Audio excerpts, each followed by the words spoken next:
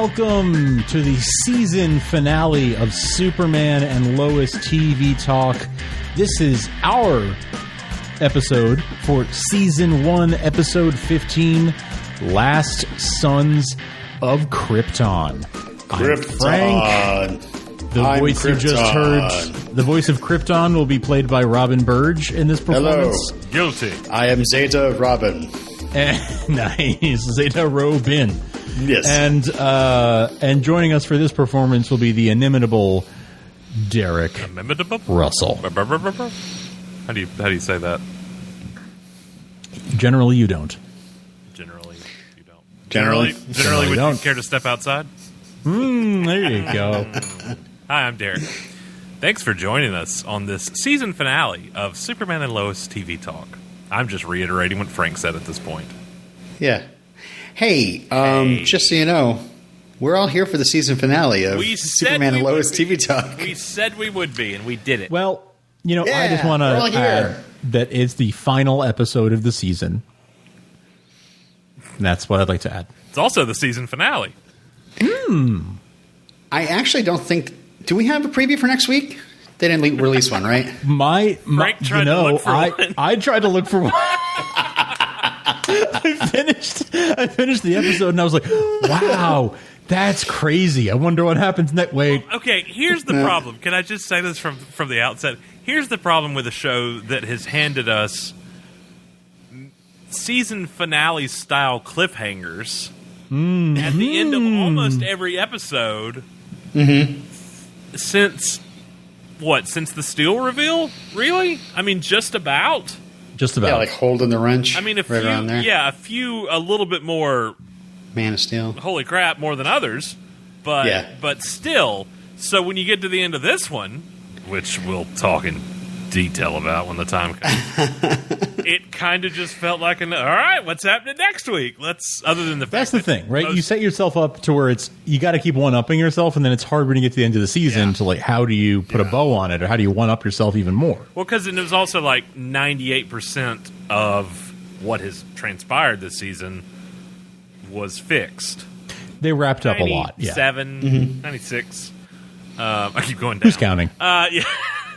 So when you get to the end of it and that happened, I was kind of like, all right, let's go. That's it for till probably January or February again. Yeah, right. Same as this time. So yeah, so many crazy endings and just leaving you going, holy cow, oh my god, and then you're like, naturally as a viewer, you're like, obviously the season finale is going to be the ultimate of that feeling. But it was overall, I've watched the finale 3 times now, and the first time I was pretty mixed. The second time I was a little warmed up, and now I'm kind of loving it. I got to say, it worked its magic on me. I too have watched 3 times, and I watched watched it live last night, which I rarely ever get to do because kids. And but I watched the extended cut twice today to prepare for talking tonight. We're actually recording earlier than what we normally do for the podcast. And yeah, the extended cut was we'll get there. We'll talk about it. Oh boy, I don't know. I think you and I were texting during the broadcast last night as you were doing your masterful job of live tweeting. I was live tweeting to Derek. you were tweeting and then texting me things that you tweeted. Yeah. And so we were getting raw reaction from each other. Obviously, we didn't want to spoil Frank, who didn't get to see it until this morning, which I appreciated. Yes. Other than the Nuclear Man reveal, which Robin did kind of drop the ball. I mean, I felt like he had to prepare himself. Which I appreciated. I'm still three in. I'm still. Let me preface anything that's going to happen through this episode out of my mouth. At least I won't speak for the two of you. Is nothing but constructive criticism. I love this show. I love these actors. I love these portrayals of these characters. I was left a little raw last night.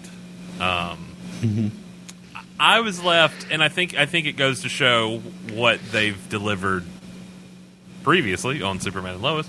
As I said a minute ago, it's just we've had some knockout episodes that I've just been completely, I'll say, overwhelmed by. Like from an ADHD standpoint, I've been like, there's a lot going on here, and then you've got that cushion of, okay, thank God they're next week, except for those 18 hiatuses we had, or what felt like 18 hiatuses, and then we kind of got to the end of this one, and I was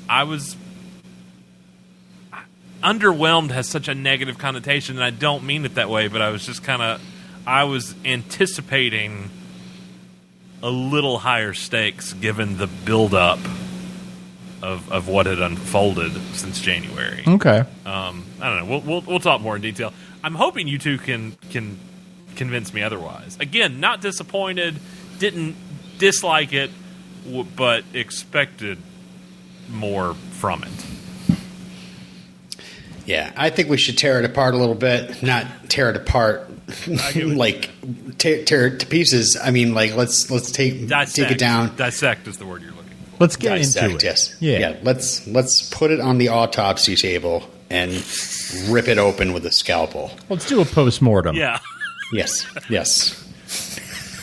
Thankfully that nobody died to do a post-mortem on.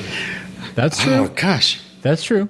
Let's, before we actually, wait, should we do this before we actually, get into the plot? Should we talk about what our predictions were and how we fared on our predictions? I mean, we took some bets yesterday morning. Oh, we did. Yeah. And should I pull up those texts and read? Yeah, do it. Okay. Do it. Go ahead. Yeah. Embarrass us. Go ahead. Vamp for us, Rob, while I scroll. Entertain the people. Well, yeah. I know my first Derek called for predictions, and I know my first one was Lois is pregnant, because I figured there was such and you know what, see, I kind of thought that too. Talking about the end of the episode, we don't want to talk too much about it just yet, but I immediately texted Derek and I was like, well, I mean, I wasn't totally. You had the spirit of it, but I thought that would be like a kind of a nice payoff of all the the angst that she's felt all season. Sure. That's kind of like my dumb. I'm not a writer's prediction. Okay, angst but you were that, though. Right? Look, I mean, that's mourning still. I mean, she's still in mourning. Yes. Yeah. Absolutely. Yeah. I mean, absolutely. Angst is what we ended up with. Is she pregnant? No. But did she end the episode with one more child than she started with? Yes. So I mean, someone new called her mom. I don't like. Okay, we'll get to it. What's the other? Did you get the list? Yes, I'm here. So you said Lois is pregnant. I said, which I feel like I've said for several weeks now and was completely wrong on, Sam or Kyle dies. I've said this 100 times on the podcast. I didn't want Sam or Kyle to die. I just kind of thought one of the two would happen. And I was with you on that. Because, and one of the reasons that led to this, we've already discussed that multiple people are becoming regular cast members next season. So sometimes when that happens, you expect other people to fall off the cast to make room for new cast members.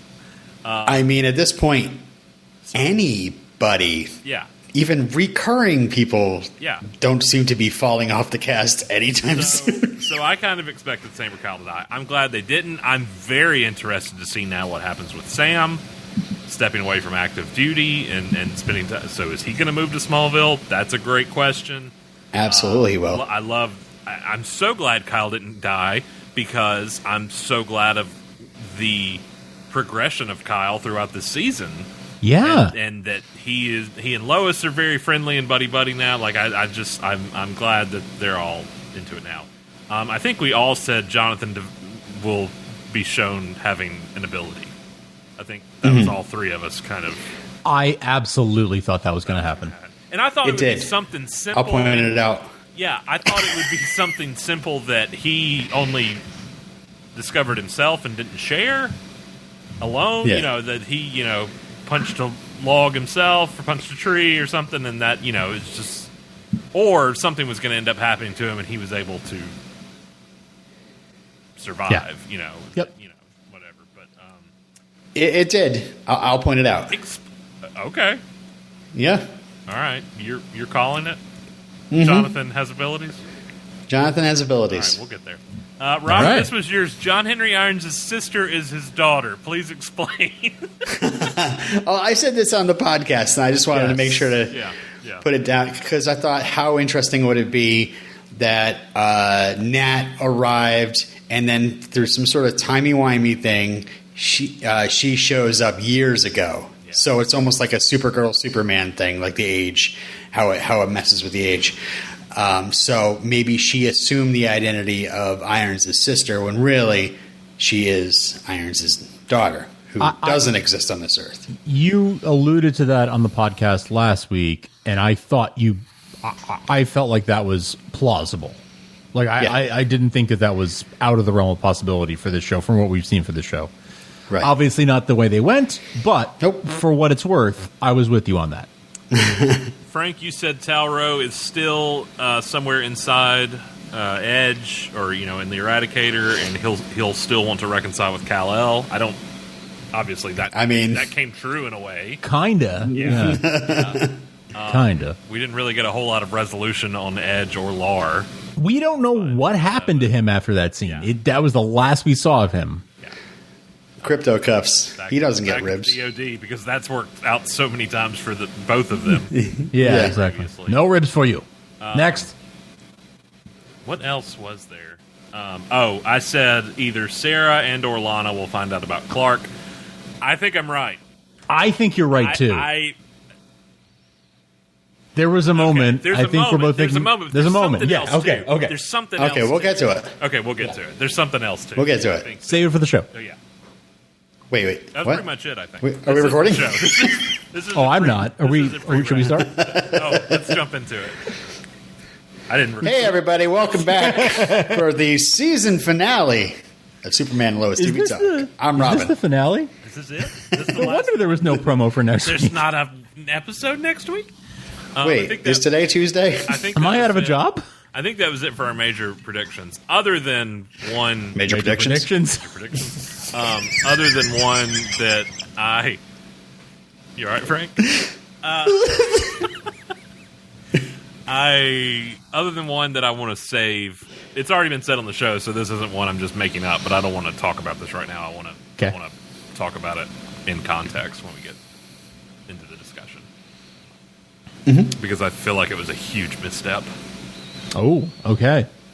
Well, why don't we jump into it, Robin? You want to give us the vital stats for this episode? Heartbeat 98. We got a blood pressure of 140/60. I'm just throwing numbers out.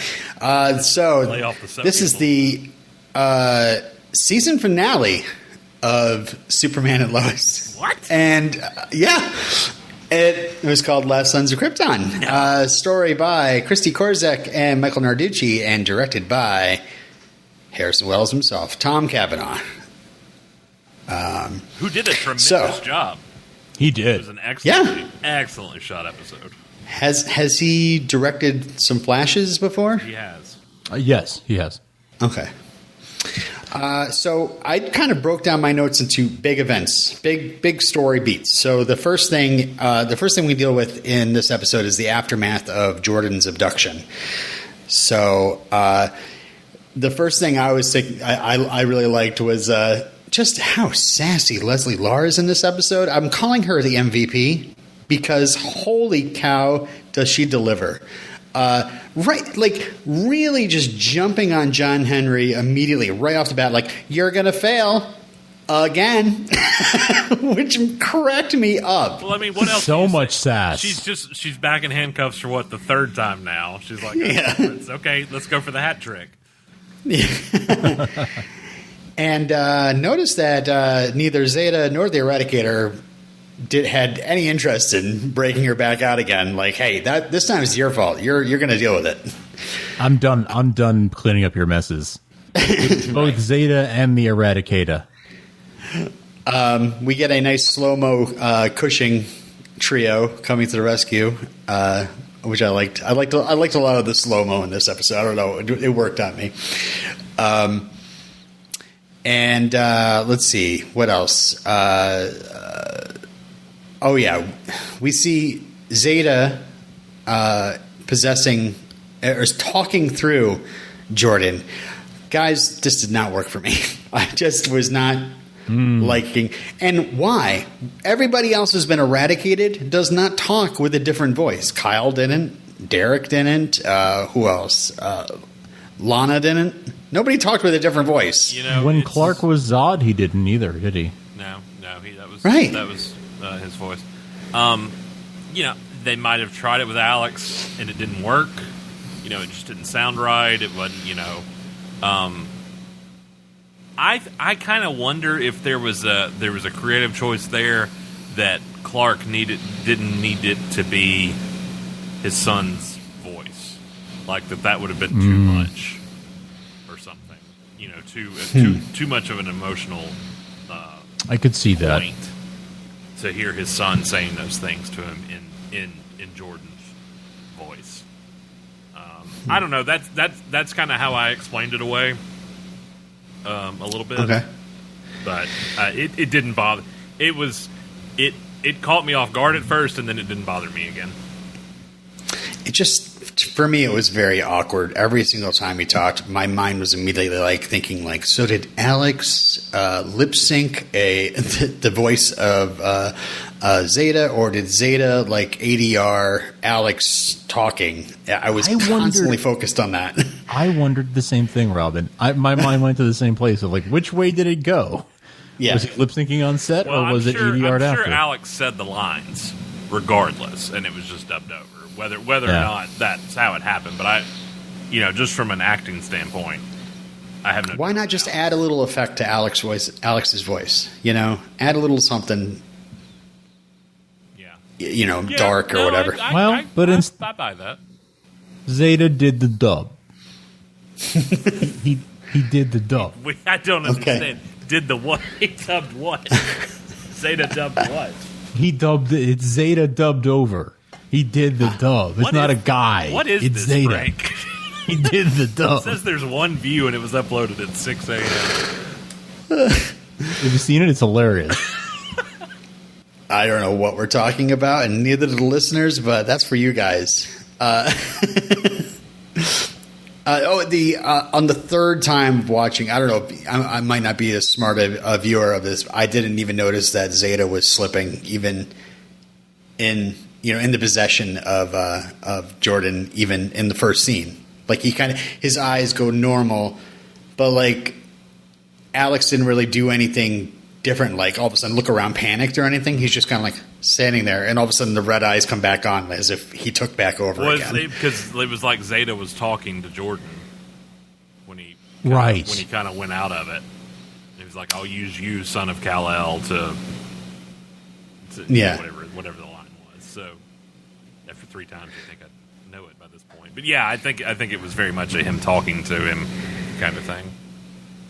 Yeah. So later, when all of a sudden Clark finds Jordan, and Jordan's just suddenly himself, I was like, what?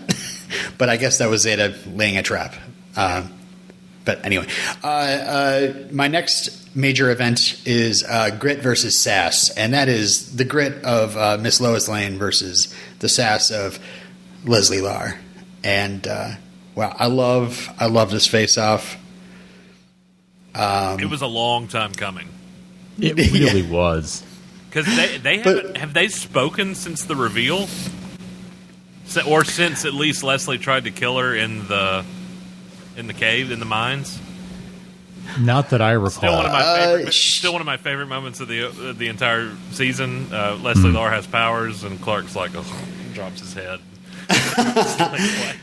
Actually, Leslie did let Lois into Morgan Edge's office, where Morgan was just basically like, "Okay, you got me, but what are you going to do?" kind of thing. So Leslie that's right. That's right. Okay. Yep.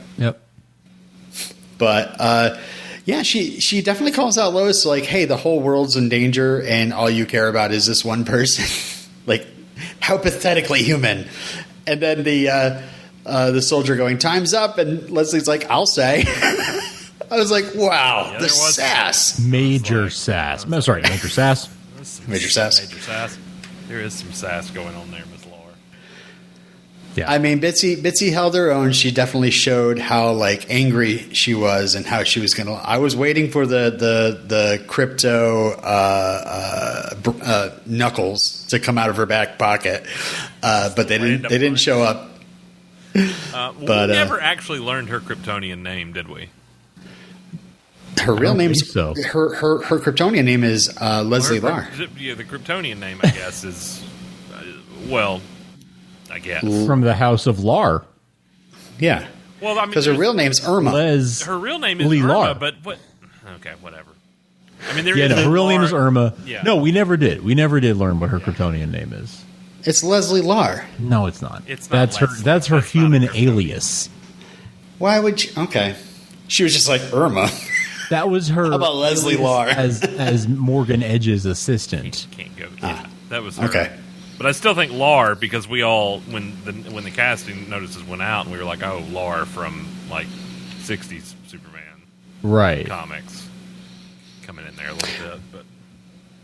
So the next big event is Crisis in Smallville, but not like that crisis, but everybody's A better like, crisis.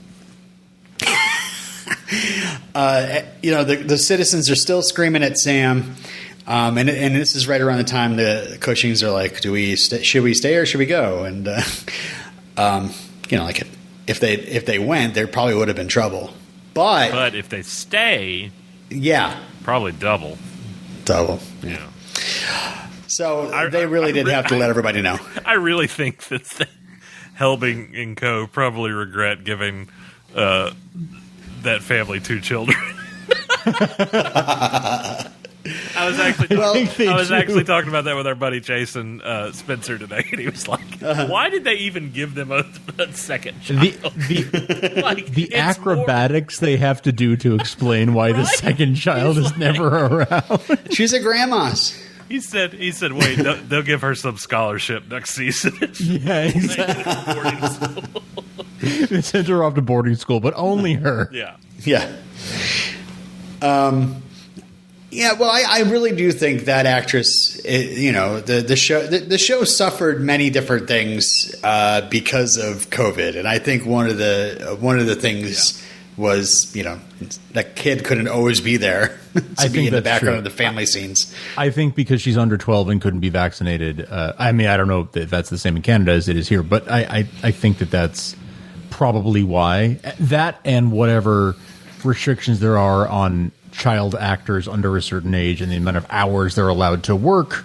Right. I would think that's why, in a real world context, why she was not around. But what were they going to have her do? Brushing up glass from the restaurant? Like what was going to be the? Well, we're going to need a permit for that. I mean, I guess at least they went the extra mile to have the phone call with Lana's mom to even explain it, right? Like they could have just ignored it, like they did for most of the season. Yeah, like most shows do. Yeah. Where's Soph? Oh, she's in the car. We brought she's a waiting kid for us to leave. Well, you'll see it next season, and it'll magically be 5 years older. Yeah, right. I do like Lana doing the big old whistle, and then everybody listen up. Like, whoa.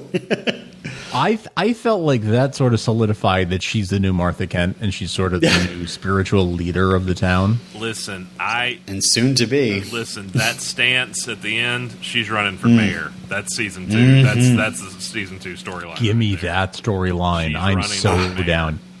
There's just no doubt in my mind that that's what's happening when she had that. Get rid of that former bartender dude. Fake Gabe Sullivan. Get rid of him. Yeah, fake Gabe Sullivan. Yeah, when she had. Well, that's Gabe Sullivan. Yes. Yeah. That's how they bring Lex in. Obviously, he's going to be like, "Well, I want to be mayor of Smallville and run against Lana," and that's how Cryer's going to come to town. That's what he does. The next thing I noted was the fact that Beppo calls Sam on lying about Edge not getting caught, and then all of a sudden what's behind me? What? He's behind me, isn't he? You didn't catch Edge. Wait, what's that? He's behind me. But we called out the last week, like a background actor they had say like it's Superman, like, or like really be in awe or whatever. But I love the like terrified background extra we hear because the line is, "My God, what is that?" Like really selling the terror of this person radiating with power. And you mean the guy we've all been talking about for the last 3 weeks? I swear I'm glad it's "my God" because I thought it said, "Mom, what is that?" Mom. That's what I heard, Mom, and I was like, that's the only time they brought back that's the only time they brought back the other Cushing kid. It's just for that one line. So if I told you to wait in the car. We stay and fight. We stay and fight. Not you. So if you go wait in the truck.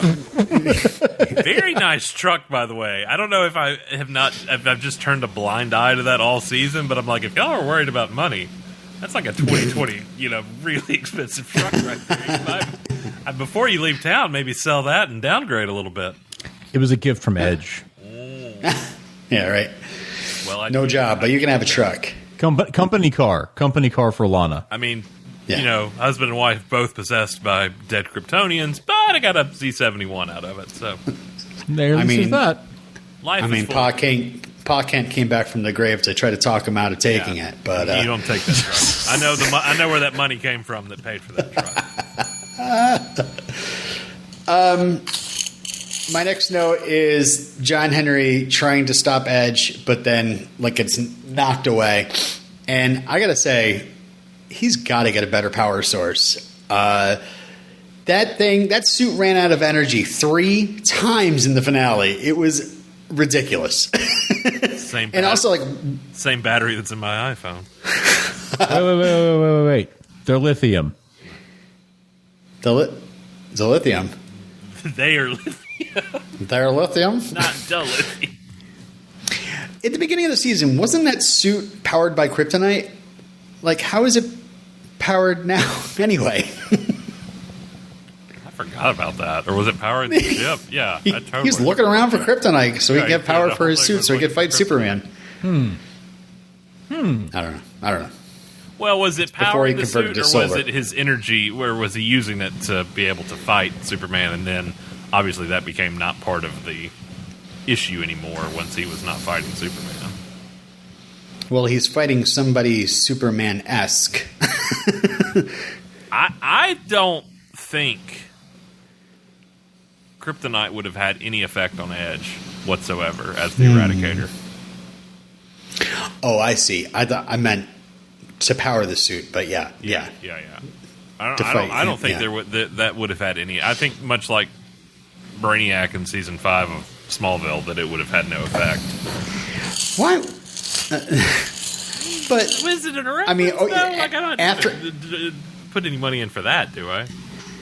You literally said Smallville. I mean, what do you want? But I wasn't making a callback. Like, okay, fine. Here, take my money. It was. Look, you were hearkening back. It was kind of a jumping off point. Transitional. Okay, fair enough. Mm-hmm. Yeah. If I'm going to put money in, it's for that. Why do you think kryptonite? I mean, after he becomes the Eradicator, it won't have any effect. Yes. Oh, okay. Yes. Yeah, I would agree with that. As the Eradicator, I do not think kryptonite would have had any effect on him. I will. I don't know because nobody tried it. Yeah, which I thought was interesting, but they read the Death of Superman too, so they knew. Okay. They're handing it out to all the citizens. Here, take a copy. Yeah, pass it back. This is what we need to be aware of. The latest issue of the Daily Planet. Look, Superman dead. Kryptonite doesn't work on the Eradicator. I did freeze frame Beppo's story. That thing was just riddled with journalistic problems. That was a press release from the DoD. That wasn't a story written by a reporter at all. Oh, the headline wasn't even good. Evacuate your homes peacefully. Yeah. We will get through this together. No, that's not what you write in a story. That's not a story. That's not an article. Maybe it was a blog post. Yeah, it was. It's an editorial. We're going to put out a special edition. Although you're all supposed to be evacuated and will not be home to receive it. Is the paper boy still going to make rounds? Or, like, are we getting him out, too? He's an essential worker. Now, Sophie, stand on the edge of town and start handing these out. Okay, and listen. I know, COVID and everything else, but the evacuation scene of just the traffic jam on Main Street was it was like, I think... Why did they all go to Main Street? The entire town was already there. Like, just go. Like, what? Yeah, that's true. Like the night before. I know. What if we're all in one location?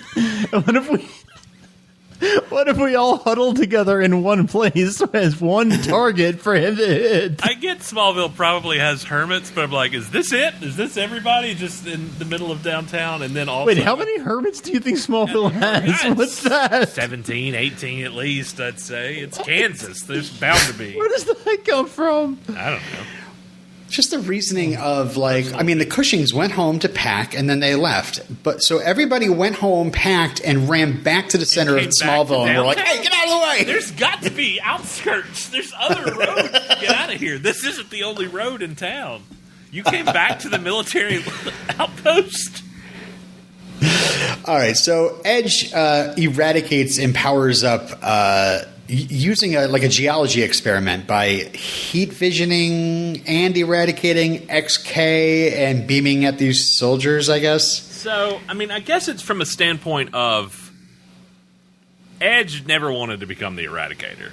He didn't want to have to sacrifice himself to become that. So that's the long mission of him building the machine and using the Eradicator and getting out of people using the Kryptonite. If he's the Eradicator, it didn't have to be Smallville, residents. Right. I mean, they did have that kind of throwaway dialogue with Sam and Kyle, or Sam and... Who said it? I don't remember now. Dave. What the hell was he doing there? But there was the, their powers won't last very long, and I'm like, I don't think I think if he was the Eradicator, he could give anybody abilities that he wanted to. I don't think it was as much a ex-Kryptonite, been around it your whole life kind of situation anymore. Maybe, I mean, because this is him creating the Defense Council, as we find out. So maybe eradicating people using the XK makes them even more powerful. I have no idea. I don't know. Because he just eradicated 4 randos in Metropolis earlier. Didn't need any XK for that. Yeah, that's true. And they were just as powerful. Yeah. Yeah, also, that's true. He didn't use anything for that. He just... Well, we don't know what he did because we didn't see it. That's true. Oh, yeah, that's true. That's true. They just started levitating. So we don't know what means were used for that. Valid. See, I took it as he just kind of stared into the crowd and picked out 4 people as he was floating there. And all of a sudden they were like, we're here! You get Yeah. Guilty. That is the other thing. They create the Defense Council and not one of them says guilty. Nobody says guilty. Nobody. Well, it's the Defense Council. I think the Elders and the Defense Council are 2 different things. I don't know. In my opinion. You see one politician. I definitely had the thought. Did you? Is one of them going to say guilty? Like when it's in the Defense Council, I was like, "Is a council?" You say they didn't say anything. They got their asses handed to them. Yeah. My next complaint, but it literally is, how? I mean, the Morgan Edge turning into Tal-Rho character was interesting for a bit, and then it kind of wore on you. And then I think by the end they're just like, let's just not give him any dialogue. And what is the Eradicator? Is the Eradicator a new person? Is it the combined voice of Krypton? He just doesn't talk. He just floats and beams people. And I was like, how uninteresting is this? He kind of, I don't know that it was uninteresting, but he did become more of a device / MacGuffin than an actual embodiment of... Now, I'm not saying I wanted him in the full yellow visors. I wouldn't have minded that. I'd have been okay with it. I'm going to be perfectly honest with you. My little comic book nerd heart would have swelled. Of course, every time they said eradicate, I started thinking about that episode of Community where Abed takes over all the iPads and starts going, eradicate, over and over again. Frank's now flipping through to find the yellow visor I was, but it's the wrong book. It's the other. It's back there. I'm not going to get it. I didn't mind it though.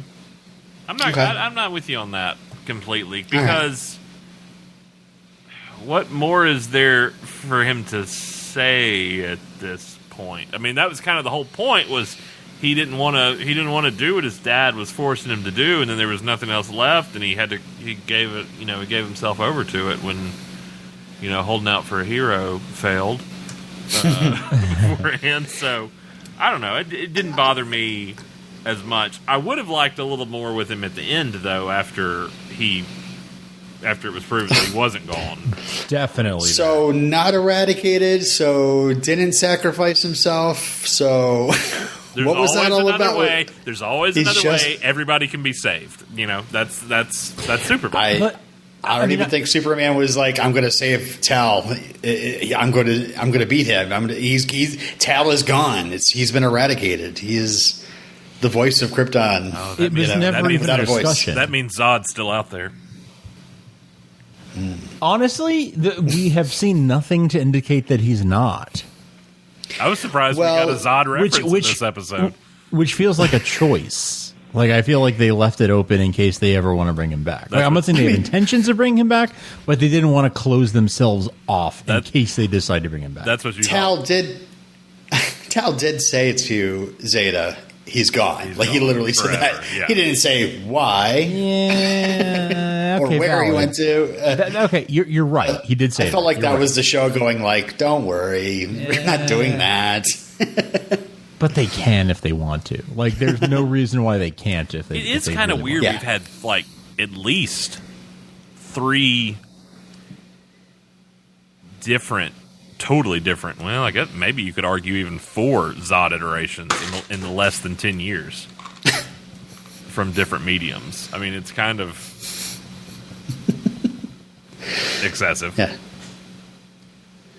Now I'm trying to count. So we have Michael Shannon, we have Colin Salmon. Salmon. We had him on Supergirl. Right. And then we had this. Right. I'm still mad we didn't Terrence Stamp. I said in the last 10 years. I hate to tell you that was more than 10 years ago. His concept of time is just skewed. Well, at his age, I mean. Skewed off. Yeah.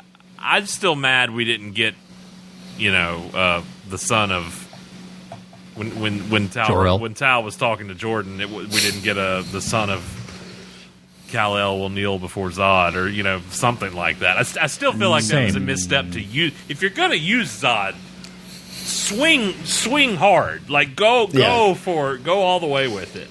Agreed. Just one of the lines. That could have just been anybody. It did, that was so throwaway that it could have just been anybody. I felt like, again, not discounting it, just saying you went there, which you coulda, which I thought was interesting. In all honesty, I didn't want Edge to be Zod, but the fact that Clark was possessed by him, I was kind of like, okay, that's different. Yeah, that was definitely your reaction. What? I mean,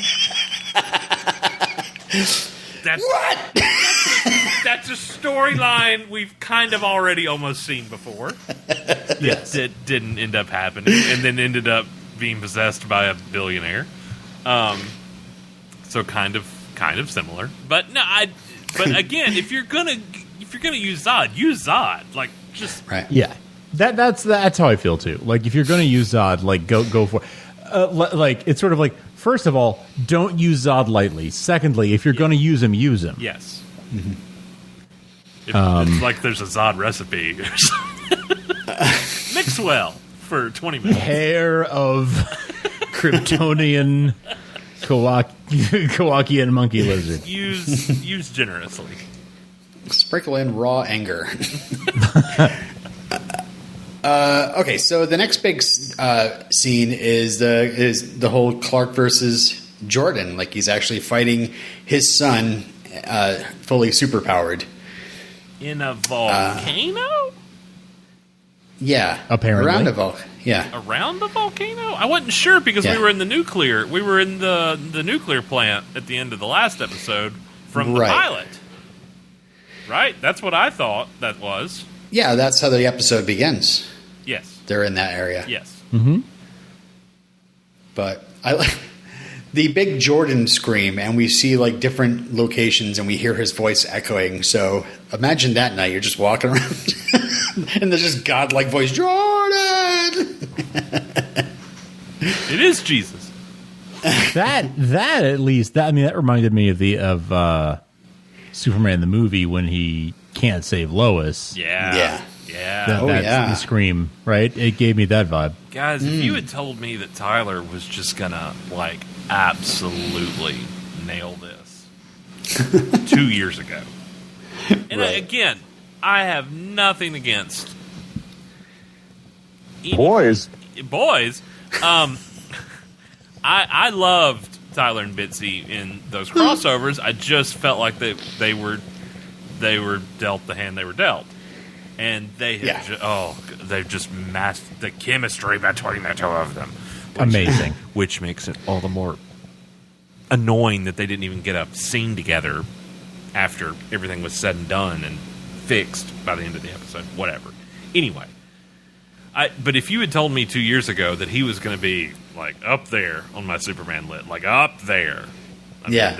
mean, Chris is still up there, but I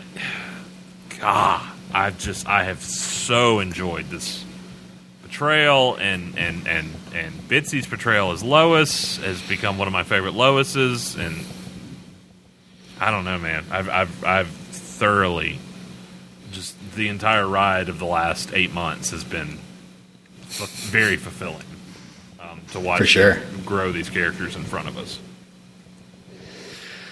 Absolutely agree. So yeah, big lava face off. Nobody has the higher ground, but the fight kind of ends when I think Zeta knows that he's distracted Clark long enough to have the Eradicator eradicate people and create a defense council. And then he takes off, and it's another one of those frustrating moments in the season where somebody takes off and Superman just doesn't immediately go after him. That's your son. He's leaving. Go get him. Chasing people is kind of one of your things. Like you move incredibly fast. Go Maybe get y'all's follow. kids. I don't know. So the next big part is the whole evacuation of Smallville and planning how they're going to take down the Eradicator and save Jordan. Yeah. Sam Lane does say Twitter at the beginning of all this. Good for him. That was for you, Robin. They wrote that for you. Yeah. I was It's like, no mold. I'm on but Twitter. It's no mold right now. but Yeah. it's pretty good. Yeah. Sam actually also says the world's finest when he says tell Sarah who's looking for Jordan. I loved that. Okay. Okay, Tell so Sarah. Let's talk Okay, this is the moment. Let's talk about it. There's 2 moments. Let's talk about it. There's 2 Because moments. 2 moments. There's Oh, 2. okay. I noticed one. I don't know. So This one's Okay. the more prevalent one. This one's the more she prevalent. sees Superman talking to Lois in the back of the tent, And looks right? down. Right. And she Down to clocks the that. left. She clocks it big time. She's like, wait a She minute. clocks I that. did not and even catch that. Are you she serious? sees- Pull it up right No. now. Pull it Yeah, up right pull it now. up. She I'm gonna pull it up right now. Pull it up. Superman talking. I'll and watch you- it a 4th time. Yes, you will. She doesn't hear. We don't hear. We don't hear what they're saying.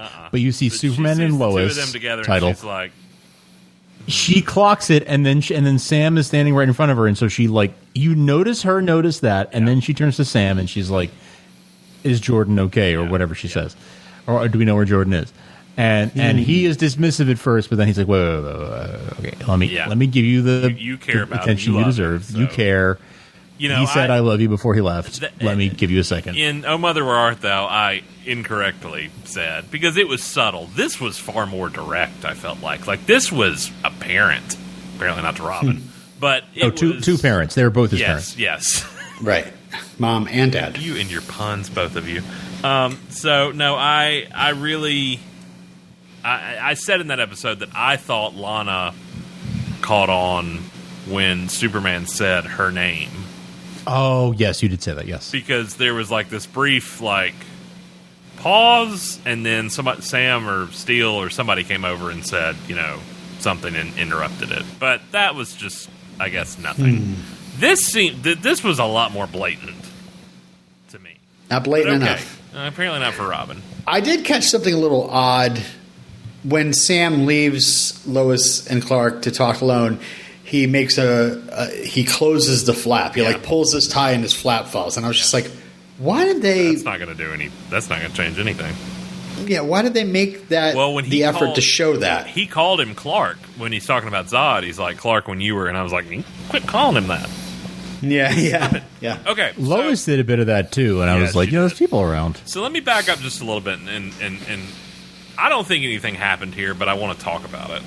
At the beginning, after Sarah ran off to get help, and she comes back with Kyle and Lana, she asked Jonathan, why Edge took Jordan, and it cuts back to Jonathan, and it just speechless. He's just looking at her, and then we go on to the next scene. Right.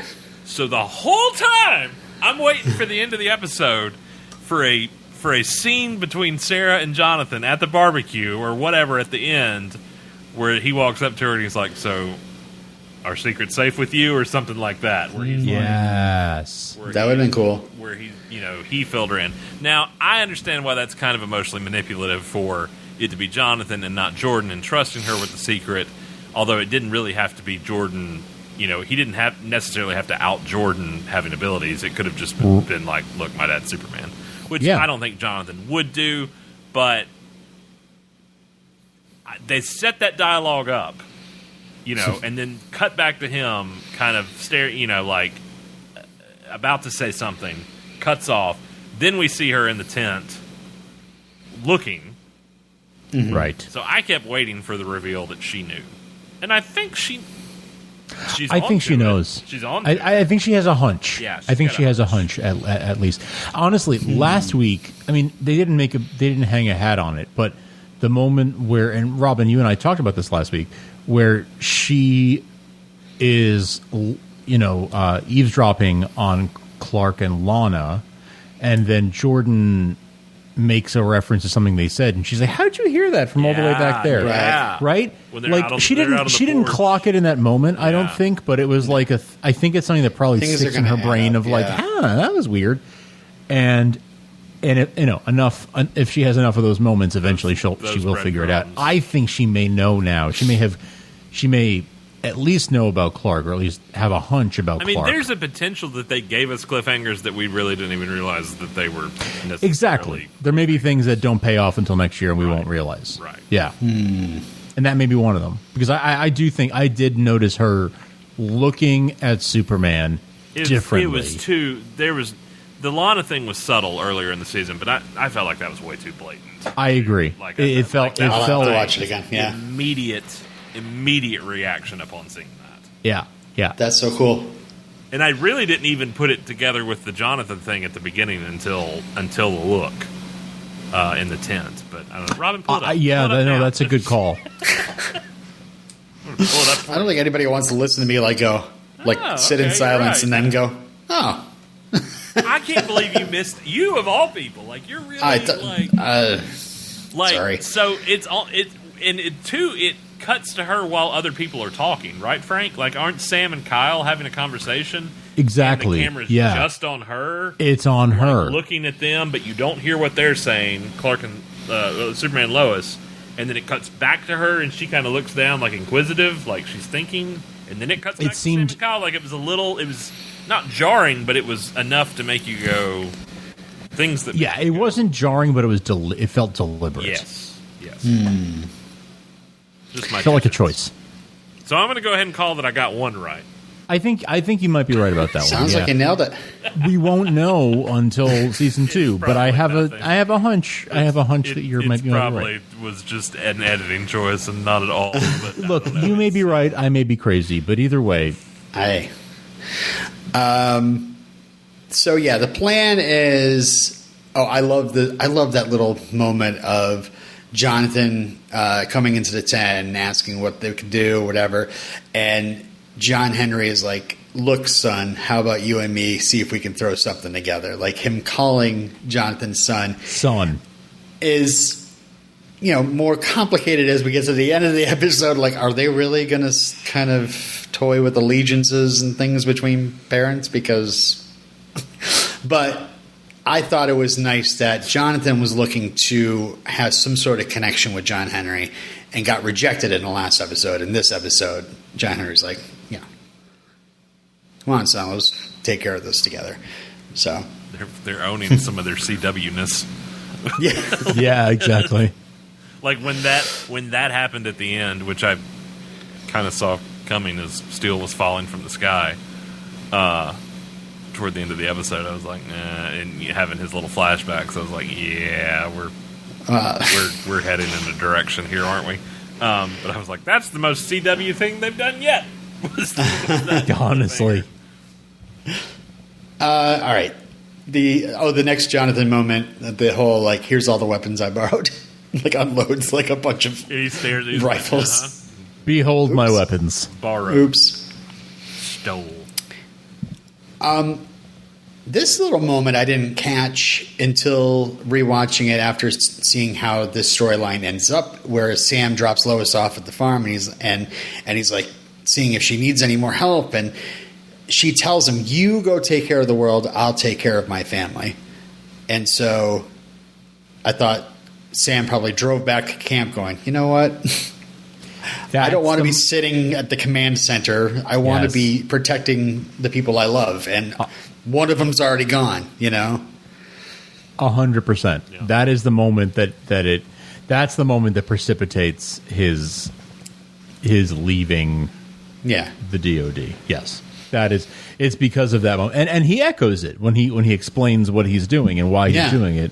That's why. It's that moment where he realizes, and honestly, it goes back to last week where he says to Lois, like, I try to take care of this town, I try to take care of our family, and I'm always wrong. So which is it?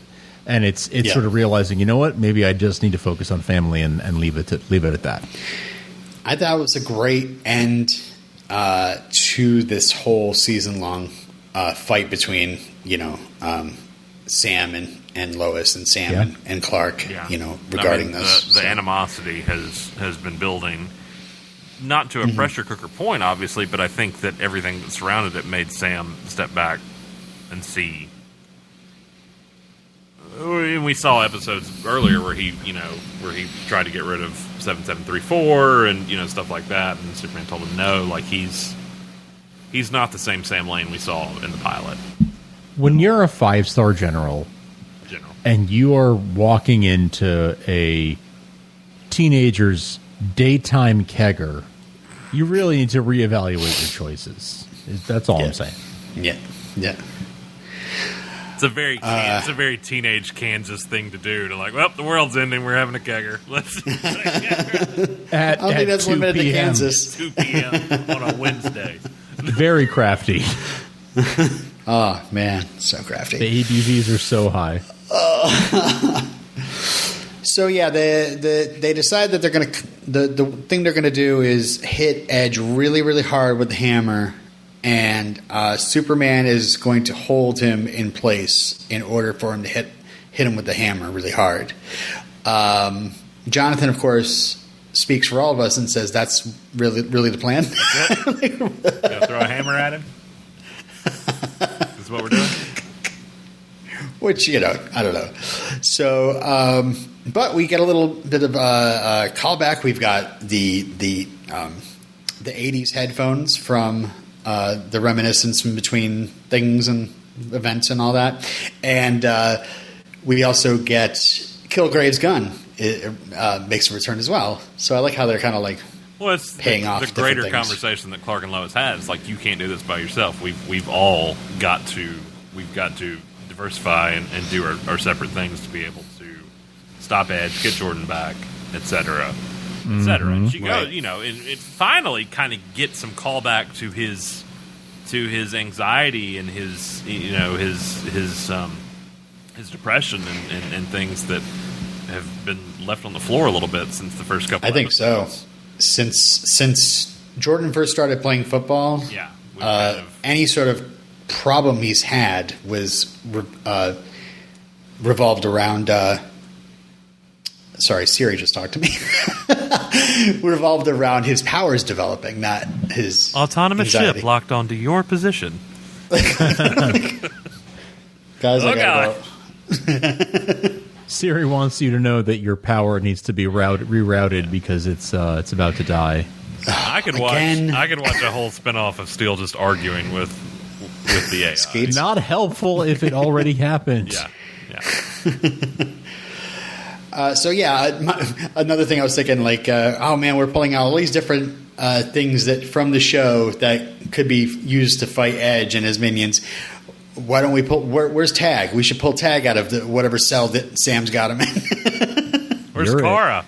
Oh, let's not open that can of worms. Oh, that's only the first comment in every single like little review I've looked at. Yeah. But where's Kara though? Where's Kara? Honestly, as nitpicky as I can get about some things, and I guess this show has sequestered itself more than OJ's Jury. I mean, like, it's like it is such a corner of this universe that it's not even.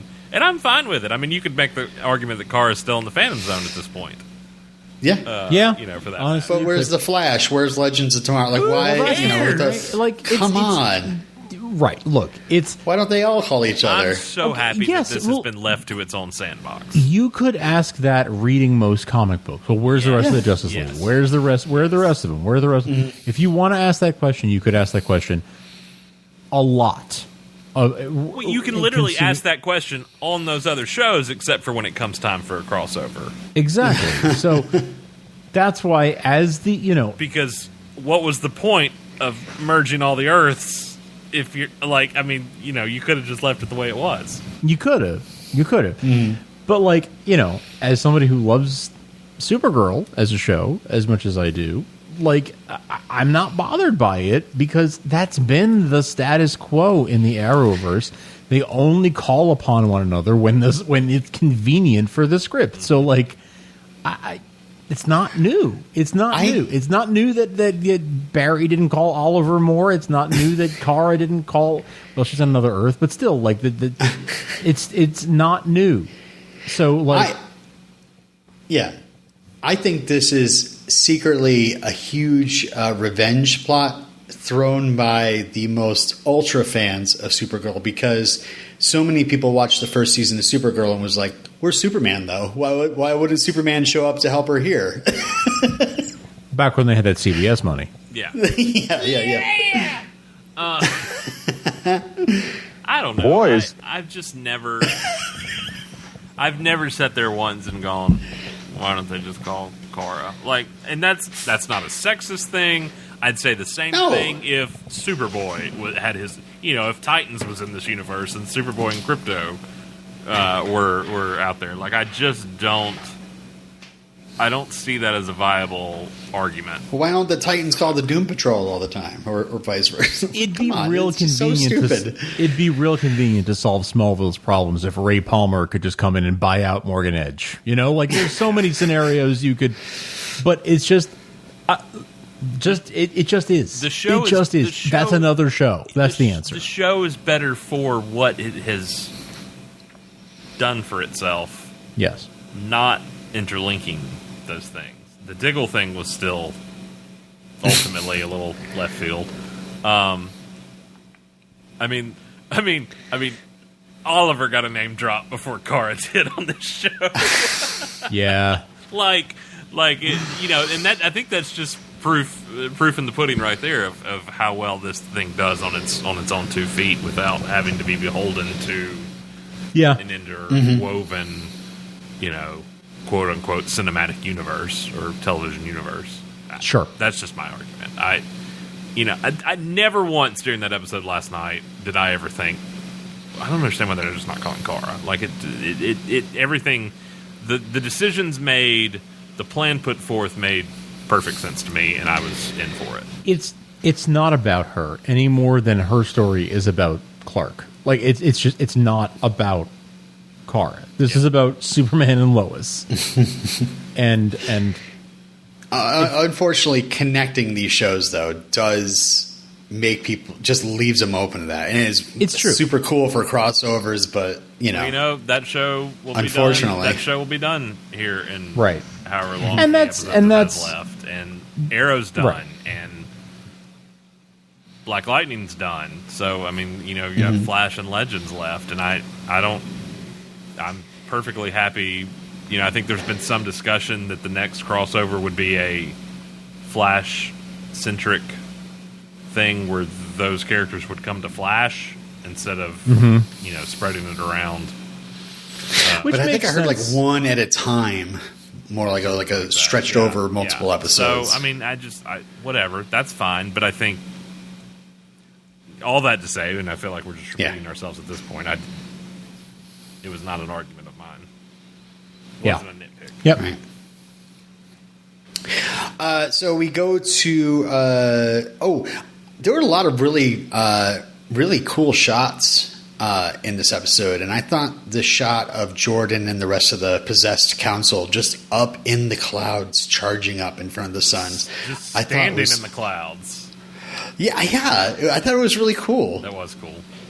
Huh. Whether that was a script note or a Kavanaugh direction, who knows? I don't know, but kudos to all involved on that. I thought it was a really neat little piece. Mm-hmm.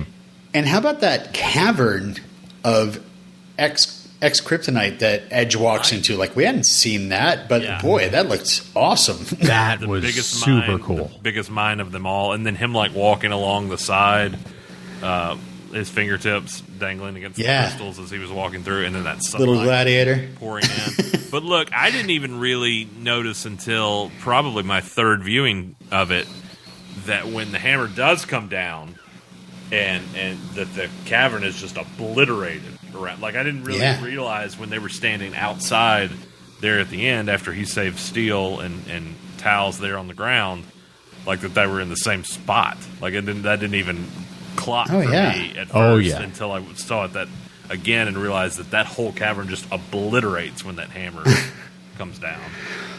So was that the reason why we see that end shot of the two kids on the bikes? I think so, yeah.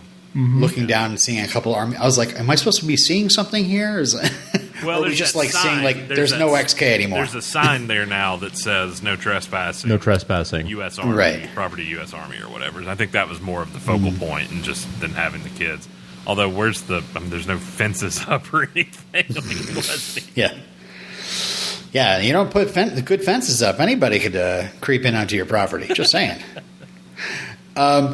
I love the slow motion beatdown in the quarry. I thought that was cool. And, especially some of the shots they get. I loved when they went to commercial and they got charged right at the commercial break. Did you catch that, Frank? I don't love commercial breaks in general, but sure. Yeah, but if you're going to have one, have fun with it. Like, I felt like that was having fun with the cut. Yeah, no. I kid. But yes, no, that was super. That was a super cool beat. Right. I love the way that they did that, and coming back from the commercial on the other side of it too. Like, they played really nicely with that. Yep. So Steel is able to take Jordan, and again he's running out of power. He just keeps forgetting to plug it in. I mean, at this point, just make the suit solar charged, right? Honestly, yeah. You spend so much time in the outer atmosphere. I feel like it's sort of like a Tesla thing where he's sort of like, I didn't have time to charge it to 100%. I only got it to like 50 before I had to get back on the road. So I used the fireplace menu setting, and it wore down like 30%. It was a bad idea. So, so the Eradicator, like, for some reason, so now he sends an eradication at Smallville, and that's what causes all the things blowing up and fires being started.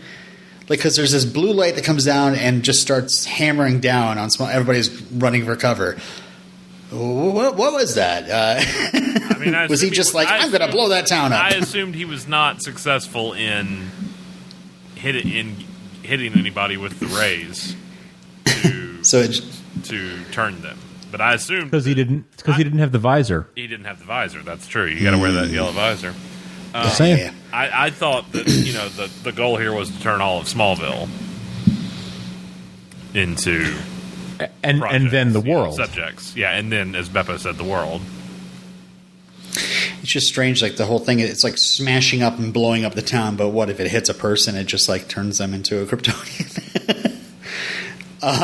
Anyway, there is a fire. Kyle runs in. I panicked when this happened because I was like, "Oh God, there he goes! There he goes!" I was totally convinced that was going to be the moment. I was totally convinced because he went in without any gear or anything, right? Like he went in heroically. And I love the line of like Sarah being like, "Where are you going?" and Lana says to do his job. Great moment. Because go ahead. Sorry. Well, just that's what he does. That's what he does. He runs into burning buildings to save people's lives, and he went even without any gear because that is just what he does. And I was pretty confident that was going to be the moment where, and they set it up to look that way. You know, the moment where Sarah and Lana are looking out and they're like, "Oh no!"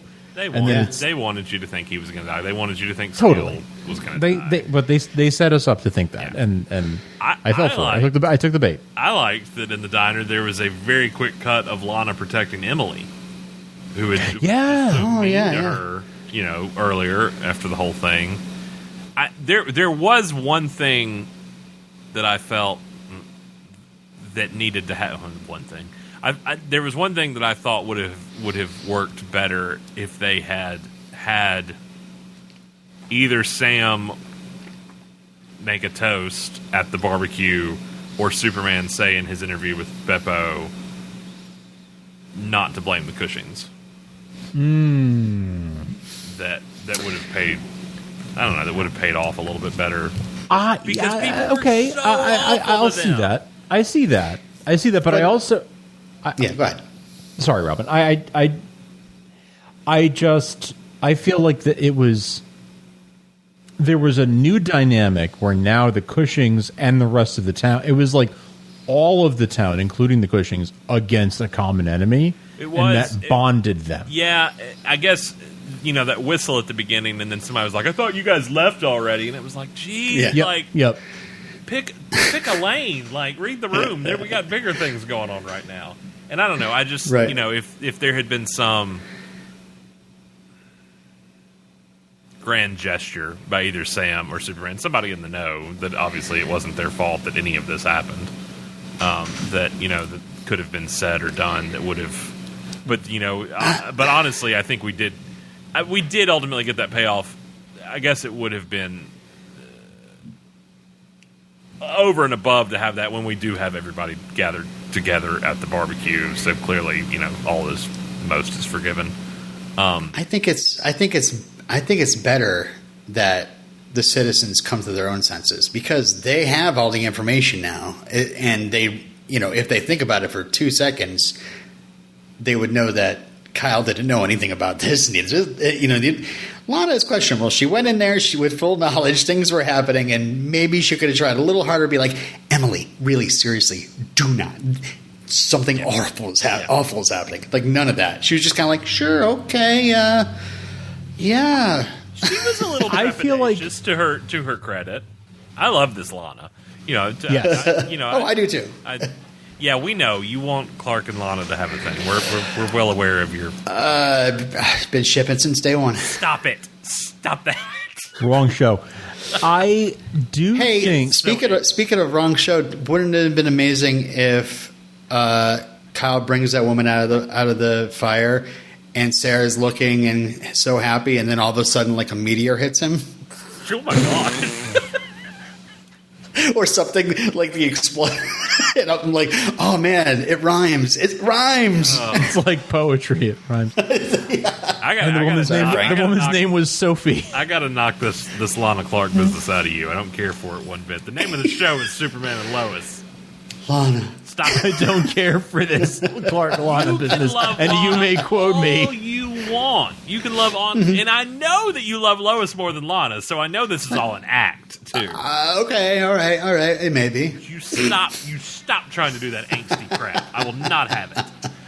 I feel like the animosity against the Cushings stops as soon as the rest of the town realizes that Morgan Edge is not just businessman Morgan Edge, right? As soon as they realize that he is alien in some way, or that he's once Superman tells him that he was pretending to be. Yeah. Once they have that information, that sort of changes everything, and it's like, I agree. I Right. I guess I wanted some satisfaction from how awful they were. I demand satisfaction. For how awful the two of them were treated. When really, again, Kyle's had one of the best arcs of the entire season, and totally, and to show that whether he was doing the right thing for the wrong reason or the wrong thing for the right reason, he still had the interest of Smallville in his heart at all times. At minimum, somebody owes them an apology for throwing a freaking rock through their window. Yeah, right. At minimum. I would have liked to have known who that was. Totally the mayor. I also would like to. I would Pete's also dad. like to know the implications of your wife being mayor of town and you being the fire chief. I feel like that probably. Power couple. That's Friday Night Lights kind of power dynamic. Mr. and Mrs. Coach. So okay, let's move on to Lois saving Jordan. That score, how it changes once Jonathan's like, "Mom, I got you," and Lois sits down and puts the 80s Walkman headphones on her head. It immediately was like, I was immediately like, oh God, I'm going to cry. Like Dan Romer, I believe, is the composer. He's got some good moments in the score. Got some moves. I'm anxiously. They've released scores after the season ends on these previous Arrowverse shows that Water Tower Music releases scores, and I hope this is no different for this one. I hope we'll be seeing that very soon because I will be writing to that nonstop once that comes out. Yeah. Yes, please. It is Lois going inside Jordan's mind and Zeta Rho. I always like the trope of entering someone's mind and thinking that you're in the background and they can't see you, and all of a sudden one of them turns and looks at you. Like when Zeta discovers Zeta's like, yeah, I know you're there. You're not going to find him. You're not going to find him. And that amazing moment where he wags his finger. Yeah. I liked her watching those events unfold. I'll reference back to this when we get toward the end of the episode. Something else I want to say here. Okay. I'll hold it till then. So once Zeta discovers that Lois is trying, he wakes Jordan up, and Jonathan does blast him, but then he gets him up by his neck in the Lois barn. is fine. She's right there, but she didn't get blown back. Yeah, yeah, right. Just that's true.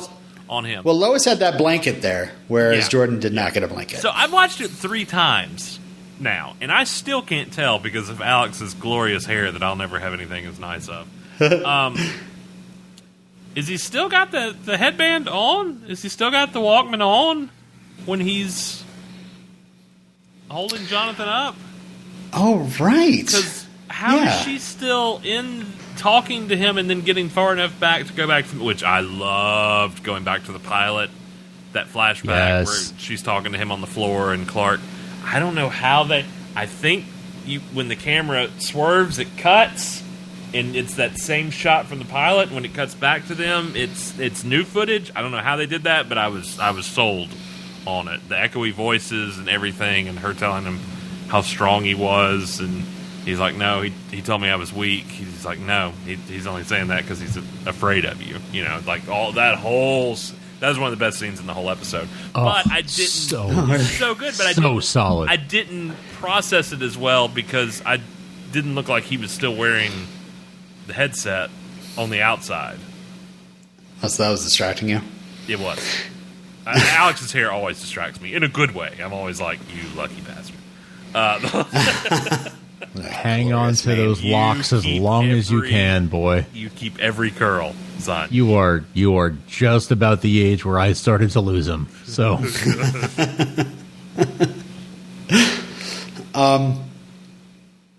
yeah, this, Bitsy like breaks down, and they go back and forth about like, I'm strong, or I'm not strong, Mom, and she's like, you're strong, you're stronger than. That didn't really work on me. It wasn't until like she's like, she tells him to fight, and then when they do that flashback of all of Jordan's happy moments, that's when I started breaking down. I was like, okay, you got me. You got me. The whole mother's love, like talking him through basically a grandiose anxiety or panic attack. Like, I don't know. I ate up every bit of that. She sold it for me. He sold it for me. His fear, his anxiety, her being Lois Lane, not giving up on somebody, that whole it worked for me tenfold. Cool. Especially when the memories came flooding, and the hearing, he told Sarah he loved him, and then obviously Jonathan saying it on the outside, and so here's my next question based on that.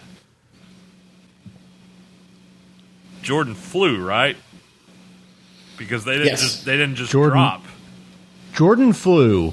They lowered after he because we got a Lois saying boys. They're up and oh god, that barn shot of them coming, so good, beautiful. Yeah. But he flew, right? Jordan definitely flew in that moment. Floated, at least. Did Jonathan also keep them afloat? Okay. Yes. Okay, this is probably just an error in filming. I guarantee that's all it is. They had them both in harnesses, they had them up there, and they couldn't really replicate the idea of someone's full body weight hanging off another person very well. Right, sure. But yeah, I watched and I was like, no, that Jonathan is hovering with Jordan there, even after Jordan regains control. He's not being held up by his neck anymore. Yeah, he was holding him, but his feet weren't like hanging down as if he was holding on to him. It was more like he was just hugging him, and they both floated down together. That's what I noticed. You sound like Derek trying to explain away Clark jumping on the 18-wheeler in Lucy. Whether or not that was fun or not. I didn't think anything about Jonathan because I thought Jordan had him, and obviously Jordan has strength, we know. But it's probably wishful thinking on our parts. For like, I really wanted to see a Jonathan. I wanted to see Jordan come at Jonathan and Jonathan retaliate with a power he didn't know he had. His own. That's what I was expecting. That's what I thought was going to happen. That's what I wanted to see happen. And when literal fight or flight kicks in. Yes, exactly. And he did something that he didn't know he could do. Yeah. And exactly that.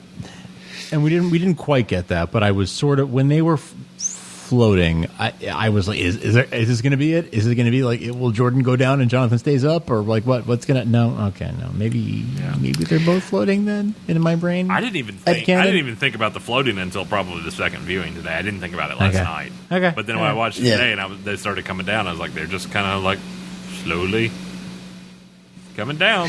And you could argue that it's Zeta Rho flying, but the thing is that after he's no longer Zeta, and he snaps out of it. That's right, totally Zeta flying. But once he's gone and they're embracing each other, they don't just drop to the ground. Exactly. Exactly. I have a little pin here. I'm going to poke in the holding out for hero scene after the eradicated people, including Kyle, who wasn't flying, but the rest of them were flying. They slowly went to the ground. Yeah, that's true.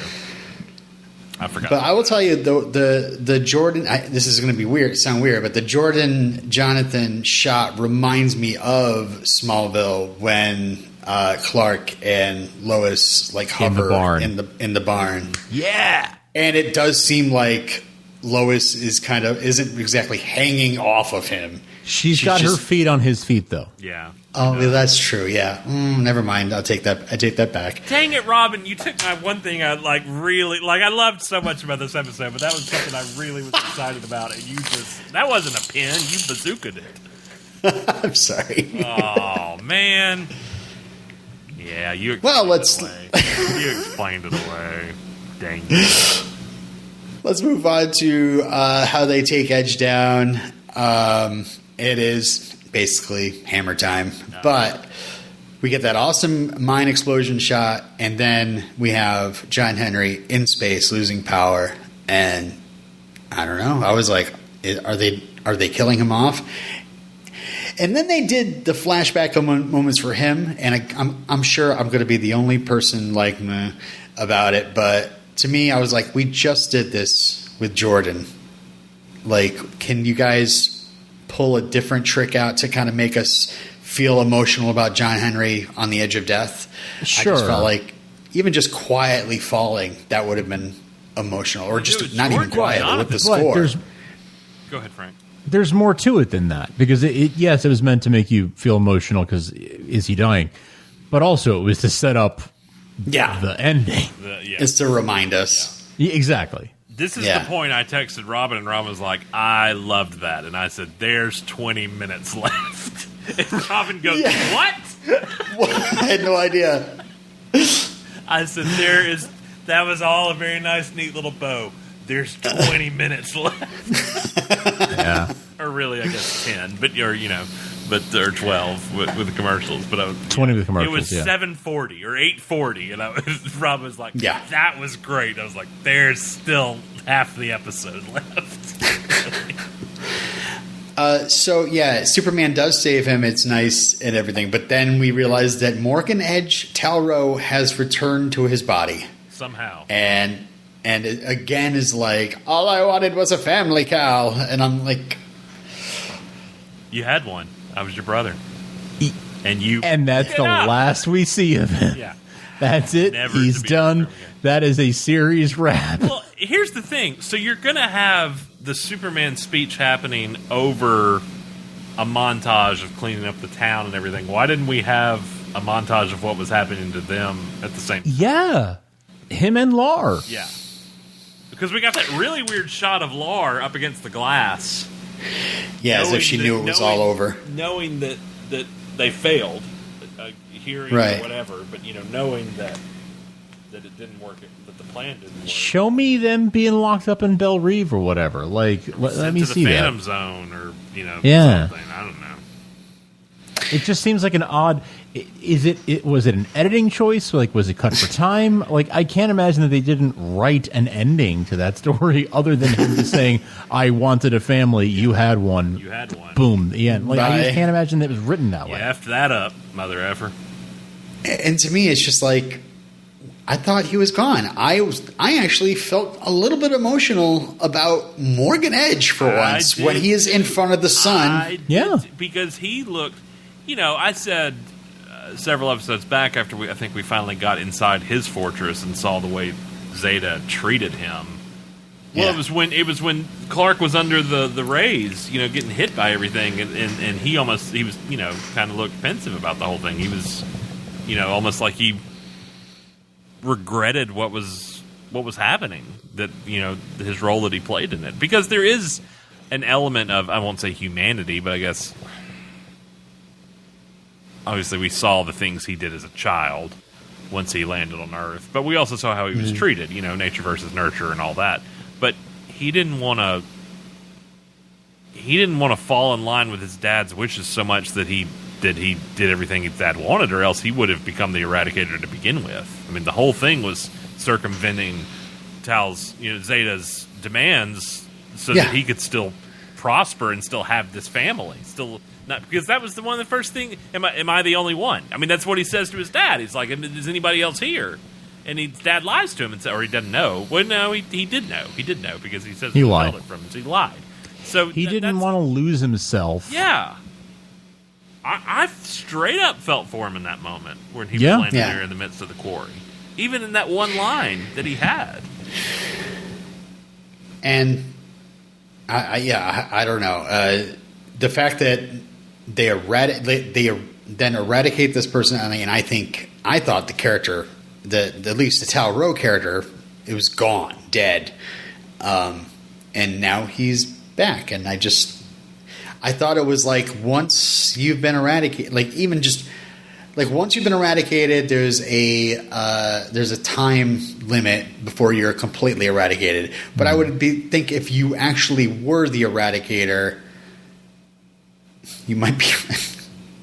If there's some sort of like suicidal sacrifice involved, what do you mean you just come right back as soon as you lost the Eradicator powers? Exactly. If the Eradicator was able to be dismantled from you, separated from you, destroyed, and you could come back, are the stakes as high? And I think that was one of the things I felt by the end of the episode. I was like, the stakes felt very high at the end of last week and at the beginning of this episode. I didn't feel like they were when there was 20 minutes left in the episode. I was like, the stakes don't feel as high anymore. I fully anticipated death, whether it be Edge or Kyle or somebody. I expected somebody to die. And do you think there's a reason for him not to have died? I will read it right now. Okay. This is from the EW, I think EW something else, TV Line maybe, interview with Todd Helbing. He says, "We love Adam Rayner. He's such a great guy and an amazing actor, so we like this idea that Clark and Tal will have this sort of Thor-Loki relationship. So I think you'll see him again in one way or another." Okay. So they want him back. And I read in another article they also liked Stacey. They wanted her back too. So it's like okay. And speaking of, like, okay, so is like Edge going to be the main season 2 villain? Todd actually hints here. He says the threat has to be a real threat to Superman. So I know the knee-jerk reaction is that you need someone who's Kryptonian, but Superman has a lot of weaknesses too, especially with his family. The way the show is set up, we have some cool ways in. It doesn't have to be an evil Kryptonian every season, which Zatanna makes me happy. It's got to be magic. It doesn't always have to be a speedster villain on the Flash. Right. Yeah. But I don't understand. He can't run really fast. Why? How is it going to be a threat to Flash? There are ways around it. I'm glad they're not. I look forward to more conversations between the two of them, and hope that there's some chance for, I'm not going to say redemption, but seeing the wrongness of your ways kind of thing. I mean, I think Clark will be willing to, accept him if he shows enough remorse and willingness to change his ways, right? Like, Clark will always have hope that he will reform. Yeah. But I hope the because by the end of the season, I mean, before he was eradicated and he just had no character, by the end of the season, the conversation seemed to be a little bit repetitive. Like, they're saying the same things back and forth to each other. So it would be kind of fun. Like, when I read Thor-Loki a relationship, I thought that would be that's kind of fun. Play a more humorous side of it. I don't know that. I guess I see what you're saying by repetitive, but at the same time, I was kind of like, yeah, you liked it. Well, it was almost that it would turn the conversation on its head, and it wasn't about killing off humans to have your family. It was like, you had family here all along. You could have just accepted me as your family, and that could have been the end of, we could have built something together. But, it was kind of that meaningfulness that I don't know. I really, really enjoyed that moment and wish it had been. I was looking forward, or I guess I can say now, I am looking forward to it being expanded upon. Same. Cool. Coming down the pipeline. It did feel like it felt like it was missing from this episode to sort of close off that storyline. But knowing that they have plans or they have hopes to pay that off in season 2 makes me feel better. I mean, I can forgive, but I ain't going to forget that you killed Jor-El. Mm-hmm. going to forget that. I'm not. Yeah, okay, we'll get there. We'll get there. All right, so Smallville comes together. We have that Lana Mare face-off. We also get into the awesome Superman speech. Like, he gives the interview, and then I even, like, put the entire quote in my notes because he goes into, like, it's not me, it's, like, the wonderful people of the earth. Like, it's all you great humans out there kind of thing who did it. I'm not... You're just as much of a hero as I am, and he kind of does that about the people of Smallville. It's that quest for peace speech at the end. Totally. Yes. But good. But good. He also said, well, it depends who's delivering it. I mean, Listen, I maintain it is in the delivery. time and place. if you have that hack Reeve do it, There whatever. is. There, even though it's deleted, and because he would have killed that poor child, taking him into space without a space shuttle. I do love that deleted Superman 4 speech where he's like, I don't see. If I can change, No, that's Rocky. no, not that wrong thing. Wrong number 4. wrong number 4. That he's flying over and he's like, I don't see borders up here. It's just one big massive land. We're not separated by anything up here. That whole kind of thing. Yeah, Which, love it. which hits a whole lot harder in 2021 than it does in 1987. But So he does say in his interview that it is not possible for anybody to be eradicated anymore. So I guess that means when Edge got de-eradicated, there isn't and the mine got exploded. That just means like we're safe now. Like nothing's. Well, if he destroyed the Eradicator to become the Eradicator, and then it was taken from him, then there's no. He just got hit with a hammer really hard, and all of a sudden he got his sense knocked back into him. I don't understand how he's lost the power now. It's fine. It worked. It's the thing that was in the hammer. Big it's hammer the stuff that John put in the hammer, and also because the script said so. It's because the script said so. It's pepper. Yeah. Yeah. All right. So, anything else about this speech? I mean, it's pure Superman. I was so delighted. No, I loved it. It's again Tyler, just phenomenal at being Superman. Just and we really only got one Clark scene, 2 Clark scenes in this whole episode. Well, it depends what version you watched. That's true. That's true. But it was mostly Superman in this episode, which is great.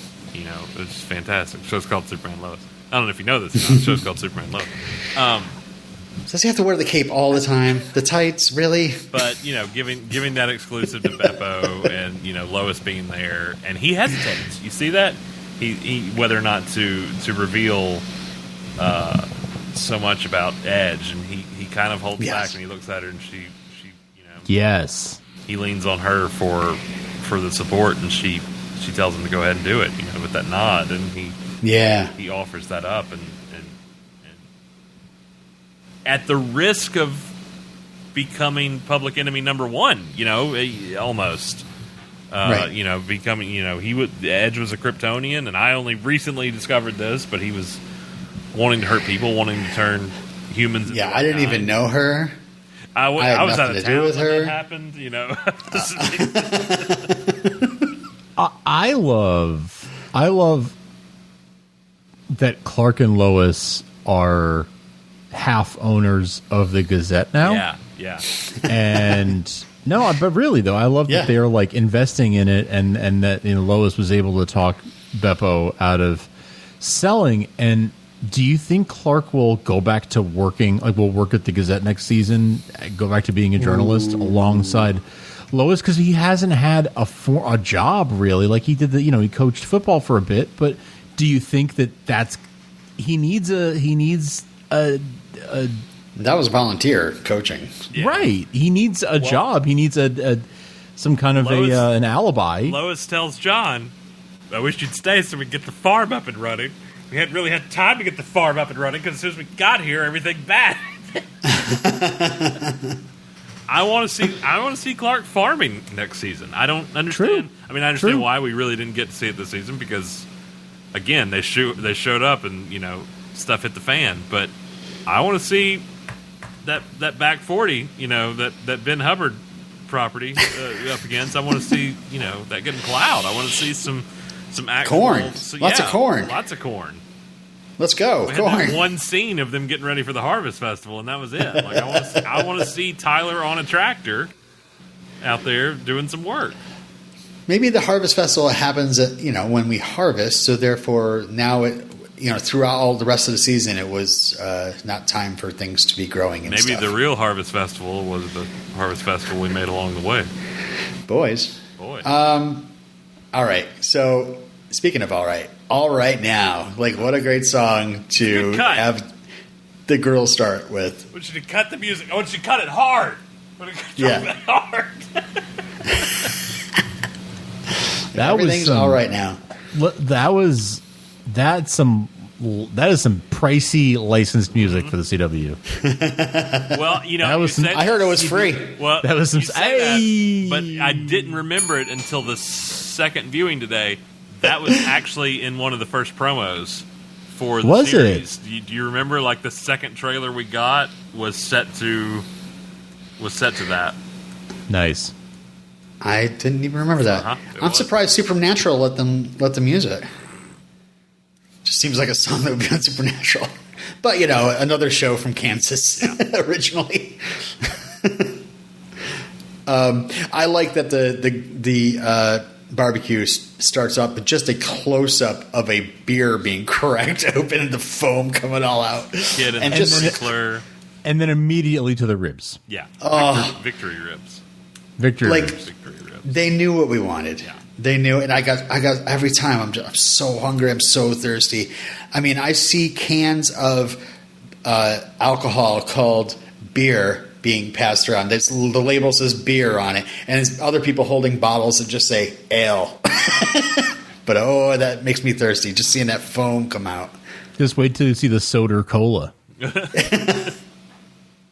Okay, is it weird that somebody from another Earth is getting recruited by the Department of Defense to be? It was weird 8 episodes ago. Now it's normal. Because I almost felt like they were setting up him to take over for Sam. I And was felt like- the same. I was like, I wait felt a the minute. same. Should we? You know vet what? him a You little crossed bit the more? space-time continuum by accident. You can be a 5-star Yeah, general. yeah. Go for it. Oh, you were in the Army on that Earth? Okay. We'll just transfer yeah. your credentials like you went from community college to community college. 773 4-star general. I got one right here. I got my own medallion. Have so enjoyed watching his character from reveal after reveal after reveal this season. Play out. During this scene where, he's talking to Sam and he's just like, no, I'm going away. And then his discussion with Lois, I really thought like this is it for this for Wooly Parks. Yeah. And No. no, but yeah.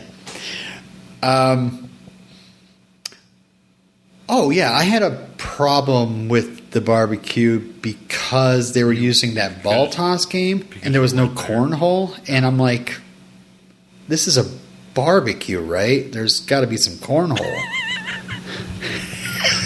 Couldn't afford As- cornhole. As weird as it is to say that. You got your priorities straight. Yeah, I see where you're in line at. All right. Anything else about that? I mean, and then it ends with the Jordan and Sarah, and that's a beautifully shot scene. That was a one. wonderfully shot scene, and you mentioned last night that Alex had said in an interview, I think with Craig over at Krypton site, several weeks back, about what his favorite scene from the finale was, and he said, I won't tell you what it is, but it involves a cornfield. Yeah, or it's like in a field or or in a something field like or that. A something Yeah. sunset, I So- thought he Or said. sunset. Yeah, Yeah, that's yeah. what it was. Yeah, so that was, we see now why that was his favorite scene. And it's not for a lack of enjoyment, but I have really enjoyed Sarah this entire season as well, and hope that there's more far more to do with her in season 2, integral to the plot. Yeah, she was the SAS MVP last week. Yeah. Yes. Yeah. I look forward to more of her portrayal next season. Yeah, for sure. Shall we get into the next part? Is this the extended cut? Yeah. Frank, did you see the extended cut? I did. People that didn't see it, there is before the scene at Kent Farm with the burial, we actually get Clark going to the fortress and scooping up pieces of Jor-El's crystal and putting it in a little box, which the third time I watched, actually the second time because I didn't see it with the extended scene the first time. The second time I watched it, I was like, wait, wasn't there a thing with a box with Jonathan that Clark was gave Jonathan a box?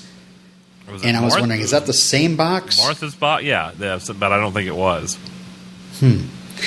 But yeah, he goes and puts the pieces of the crystal in a box and walks out of the fortress and just kind of turns around and looks around like does the Mary Tyler Moore ending, shuts off the light and throws his hat up in the air. Well, I mean, I guess there's nothing there, so he's basically saying goodbye to the fortress. I mean, that's kind of what that turnaround over the shoulder, is the goodbye. You don't need to say goodbye to the fortress. Sorry, Well, where else can you get some solitude? Well, not at Kara's version of Clark's fortress. Why didn't Kara have a fortress? I never understood that.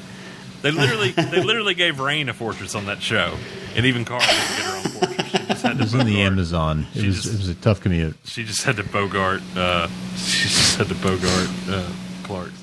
So, 3 episodes ago, I don't remember which one it was.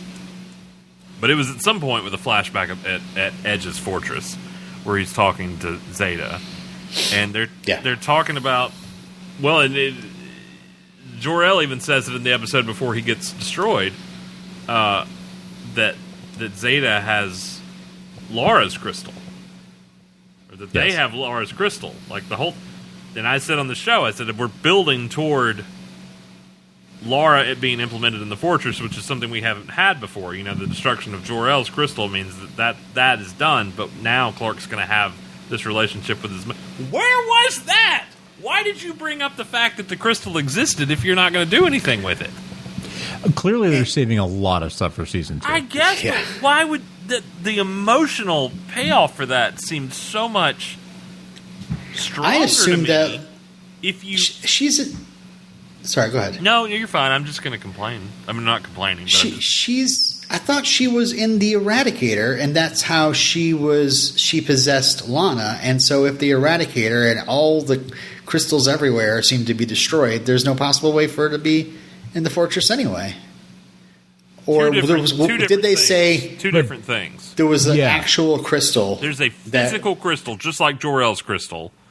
So the Eradicator was like a copy. I possess, all the knowledge of the 28 known galaxies, all that good stuff. So, she has her own hard drive in the same way Jor-El did there in the fortress. And then they went to the effort to explain that. Yep. So I kept waiting for what I really thought was going to happen, in all honesty, was when Lois was walking through the memories of Tal trying to get to Jordan, that she was going to hear that she was going to hear the revelation that there was a Laura crystal. And then when it came time for the Jor-El funeral, which, oh my God, I wept like a child during the Jor-El funeral. I wasn't expecting that. I texted my buddy Tucker and I was like, why didn't we ever write that? Why didn't we ever come up with that? It was so good. Oh my God! It was a beautiful scene. And watching it with the original airing, it really comes like if we had this, beginning with the fortress, it kind of would ease us into that. But that just seemed to kind of like there's shoes, people coming downstairs, and Lois is like, "I got a surprise for you. We're burying your dad." Yeah. I understand why they cut the fortress scene It was extra. It was extra. It was good. But it was so good. It was so good. And for us, we're like, yes, for the three of us at least, I know. And Tyler doesn't say a thing. The acting. Doesn't say a word, but leans doesn't down need to pick up this. Oh my God. The whole shebang of both scenes put together was phenomenal. It does strike me as an interesting choice not to air that, because you know what, they did air. I saw on Twitter that they did air, that scene did air in Canada. Really? Yeah, that bonus scene was. So I mean, that makes me wonder if Canada gets all the extended cuts. But there is a flow to it, because I watched it with that scene. Yeah. And I feel like I would have been confused as to how the crystal got there and all that stuff. You know, how do we get? You know, it's my dad in a box. How did we get there without? Oh my God! I didn't question it. I didn't question it. Put a dad in the box. Like it. As soon as I knew what was happening, I was just, you know me, Kryptonian, anything, and me is just know, like that. So as soon as I knew what was happening, and that they were having a funeral for Jor-El, I was just like, jeez, like that's heavy. That's heavy. But the why would you not have the funeral for Jor-El and then not have the revelation that you've lost one parent, but you've lost Jor-El this season, you've lost Martha. Give him Laura. I know you had that with Lana. I know you had that one scene, but even to me is more of an argument for giving him his mother's crystal and giving us something we've never really had before in the mythos of a loss of Jor-El in the fortress, the loss of that AI, and give him his mother in the fortress to. And I guess you argue from a different standpoint. This is something we've said from the beginning of this podcast. The iteration is this is a Superman on the job for 20 years. You know, necessarily he doesn't need that advice and that drive anymore, technically. But it is a link to his home, and that's what we see in the fortress is him saying goodbye, almost to Krypton in a way. I mean, that's his one link that he has then lost. So why would you not replenish that with something we've already been told exists? The reason why what I immediately thought that night watching it, and I texted you, I said casting, and you weren't sure what I was talking about. I think that they'd want to cast somebody that they'd want to bring back again and again over the next season. So why not contract? This is your first appearance. You're back later. I mean, Nat's been in what 2? But like some people, like if they're recurring, they want to take other jobs as well.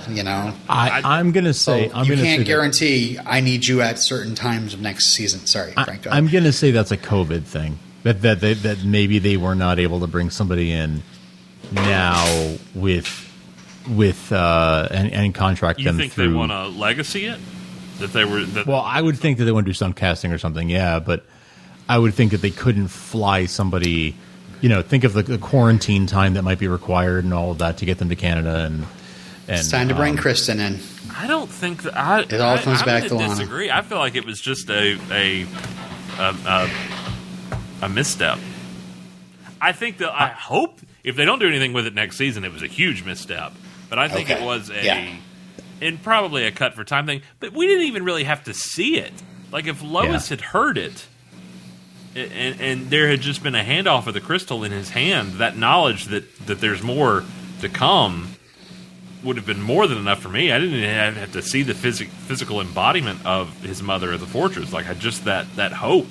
I held that hope in my hand, kind of thing. To quote a tease. Even a tease for the audience. Well, that's the thing. And I guess this just segues right into what's happening next, is the big finale, the big cliffhanger, as it were, is the return of Nat, or not even the return, but the appearance of her landing on this Earth. She's forged her own ship and managed to escape Earth 2, or whatever we're calling it, and gets there, and obviously that's... ramifications for that are going to be far-reaching. Can't wait till that's explained clearly. But that, need a flow chart for that one. That was it. Speed off. That was the only real cliffhanger. Yep. I guess I come from the school of 4 or 5 tiny cliffhangers. lingering cliffhangers instead of the one big one. And I didn't need the Laura thing to be a cliffhanger, but I was hoping that I'd like some world building, and I feel like that's some world building right there to have Clark hold that crystal in his hand and be like, my mother, and that'd be the end of it. And then we get to the ship, then we get to the Supergirl season 1 finale of everything tied up nicely and everything's fixed, and here comes the ship. Here's where you two are supposed to convince me that this was a good thing. What if this ending happened and then they had one last little ending on top of it, where all of a sudden it's the middle of the night, you see some lights going on from inside the barn, you go down in the basement, and you basically hear the sound of what it is with Gizmo on the ground popping out little gremlin balls, and then all of a sudden out pops another crystal, and it's got the voice of Kristen Crook. Son? You lost me at Gremlins. I'm here, sorry, son. What? When Gizmo gets water poured on him. What does that have to do with? A ship about to spurt out a crystal? I don't know. It just went together in my mind. Okay. I'll give you that. I don't know. Sure. Don't feed the crystals after midnight. So Yes. That crystal's sitting in Edge's fortress, by the way. Just go get it. Get that nobody knows it's there, but whatever. Well, he will. In the Badlands. I'm sure he will. So convince me why this cliffhanger is a good thing. I don't. Oh, why this cliffhanger? Why the Nat cliffhanger is a good thing? Okay, I feel like they sort of set this up, and I didn't realize it at the time. But him talking about John talking about every time I look at you, I see my wife. Yes, that was a really poignant conversation, and I thought that was. I looked at it at face value the first time through, right? And so I'm just thinking, okay, this is his motivation for leaving. This makes perfect sense. Right. I would feel the same way. Anyone would feel that way. Nat returns, and now she's also going to look at Lois in that way, right? Obviously, we see her literally say "mom." Even more so. I mean, even more so. I mean, John understands it's another Earth. The whole thing. Nat. But he wasn't trying to get to another Earth. It just happened. So this is. Does she know she's on another Earth? There's that whole again going to be very clearly explained. I'm sure next it will. season. I'm sure it will. But what we're left with, my heart. I'm not angry. I didn't dislike it. My heart broke for Lois Lane. Broke. Yeah. Because that's emotionally manipulative even for the CW, for a network that was the WB at one point. I mean, that is emotionally it puts her in an impossible situation to know that knowledge of that child she lost. And that's not Clark's child. I mean, the child she lost was her child with Clark, was her family with was the sister to those brothers, and that's it made me feel icky almost. Like I longed for. Okay, I'm not a woman. I've never. What? Sorry to break it to you. I'm not a woman. I've never experienced, stillborn, anything like that, or a miscarriage or anything like that. But is that not harder? I don't know. Like to me, it was almost like. To me, it felt like a slap in the face to Lois Lane, and I may be the wrong person to make commentary on that, and I probably am. But just from a fan of being a fan of Lois Lane and knowing how this story evolved over the season, and that very poignant, very pivotal episode centered around her in the therapist's office, where we get that revelation and that just heartache from her, and the storyline with Jonathan in that episode, and not to mention what this is for Jonathan and Jordan, and not to mention what this is for Clark, what this means for Clark, her appearance and everything. But I felt very awkward for Lois, because that's a difficult balance. I mean, it's not her child, because that child that she lost was her child with Clark. I mean, that's a completely different child, right. whether or not it's named, she's named the same or not. But I don't know. I went back and forth on it all night. I went back and forth with it on multiple viewings today. I didn't dislike it, but I felt like Daniel Craig in Knives Out. I can't put my finger on it. Compels me. So it's just, like the whole time I'm just like I see the value in saving her, because she didn't have her father, and the evil Superman could still be laying waste to that earth, and thank God she's okay and she's reunited with her father. But then you've got that whole other elephant in the room with Lois, and it's just, and obviously that's how it ends, Mom, and that's our cliffhanger. I don't know. I lamented at the fact that Clark and Lois didn't even get a scene together after all was well and good, that they didn't get to embrace each other and everything that's happened, and finally breathe for a second and just enjoy each other's presence and relationship and chemistry that they have. And then all of a sudden we've got this, what just felt like cheap angst in a way to me. I think it's hard to say, because clearly they are pulling a lot of punches for season 2. Yeah. Like they're going to let a lot of this stuff play out in season 2. So it's hard to say. Yes, I can see your point about it feeling emotional and manipulative. I can see your point about it feeling almost disrespectful to the character after now that we know everything that she's been through.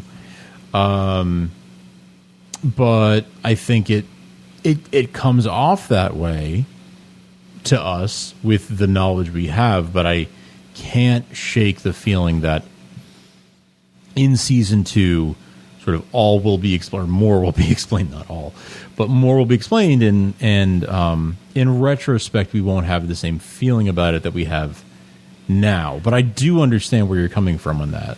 She is going to be a series regular next season. We've learned since last night. They obviously withheld that, and now we know that that's happening. And I want Robin to convince me now too. You can explain it all away in 2 scenes in episode 201. Fine, whatever. But they're not going to bring her in and that be the end of it. I mean, she's going to have some sort of relationship with Lois, and what does that look like? And obviously that's why they left us with this cliffhanger, because that's going to be whether or not they explain that away. It's like, no, this is a different Earth. That's a quote unquote variant of your mother. I don't. Thematically, this show has been about family, right? With the Cushings, with the Kents, and John Henry has not had that.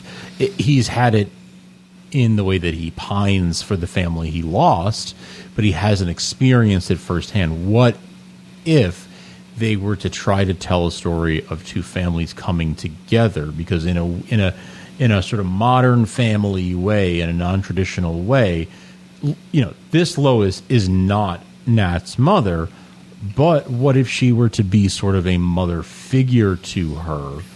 But then that kind of undoes what the whole conversation with John and Lois was, wherein it was like, I can't be here because I can't look at you, because every time I look at you, I think about the only woman I've ever loved. Well, now he has to look at his daughter and her. Yeah, like I get it from a dramatic standpoint that that's going to make for some interesting television. But at the same time, I was just I felt like somebody just stabbed me in the heart. But what if he learns to overcome that, right? Like, what if that is how he felt at that moment? What if he learns to overcome that, and he learns to develop a healthier relationship with Lois, where he can look past that and and maybe she can be sort of a, you know, I don't know, godmother sort of figure to Nat. He's going to have to, because I will not stand for any sort of drama of the tale of two families, and Lois is stuck in the middle of between two worlds. Well, it's going to be fine, because if Robin has his way, then Clark's going to be stuck between Lois and Lana anyway. Stop it. I don't want to have any of that. Yep. I don't know, Robin. What do you think? Talk to me.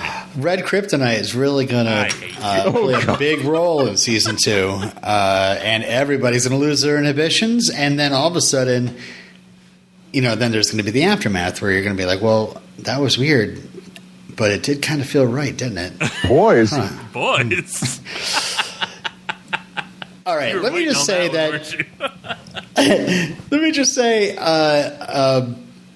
this ending, yeah, girl. This ending, although I think it works for the story, it did not work for me as something that excited me for season 2. I was like, that would have been a great scene, and then move on to another scene. But as like an ending, like a leaving it off, like making it like, you know, I don't know. But then I started thinking more and more about it. While I don't exactly like it still as an ending, it doesn't excite me. I see how they're like, this character means something to every single main character, every single character on the screen. She shows up. You start thinking about the ramifications of John Henry, getting her used to it, how it affects Lois, how she feels about Lois, how the boys are going to feel about her, how Clark is going to feel about her, how that, you know, and so I think they were looking for something that would tie into every one of these main characters, and this is what they decided to go with. I mean, I'm a huge fan of like a Laura Crystal appearing. But that would be great if the show was just called Superman. It's got to be something that ties in it, and especially just the 4 main leads: the Superman, Lois, Jonathan, Jordan. But I don't think. Let me back up there and say, I don't think the Laura thing was a cliffhanger. Like, I never expected that to be like our defining moment at the end of the season. Was I still have my Kryptonian heritage? I have my mother now. Like, I don't think. Right. I thought that was just a nice little note to end the funeral on, which I thought was a phenomenal scene. You know, when I say I thought the stakes were higher, it's because I thought all along somebody was going to die, and I thought somebody was going to die because we kept adding cast members, and here came another one landing in a ship. You know, that kind of thing. Like, I agree wholeheartedly with Frank and you both that it had to be that this is all along been about family, and this is an interwoven story of families. And, you know, that it had to be something that impacted them all. I get that. I think it was just it wasn't on my radar until he started falling, and we got those flashbacks. But then I also thought, well, maybe he's just going to go home. Maybe he's going to go home and save her. Maybe he's going to go find a way to get home and get her back. And no, she's so smart that she built her own ship and locked onto his coordinates, his suit, and managed to transverse the multiverse herself and get to Earth, which is great. And I'm so glad they're united, and I'm glad he didn't lose that. And I mean, as soon as we saw that thing coming in, we knew exactly. Did anybody have any of the three of us have any doubts of what that was going to be? Oh, Frank thinks it was something else.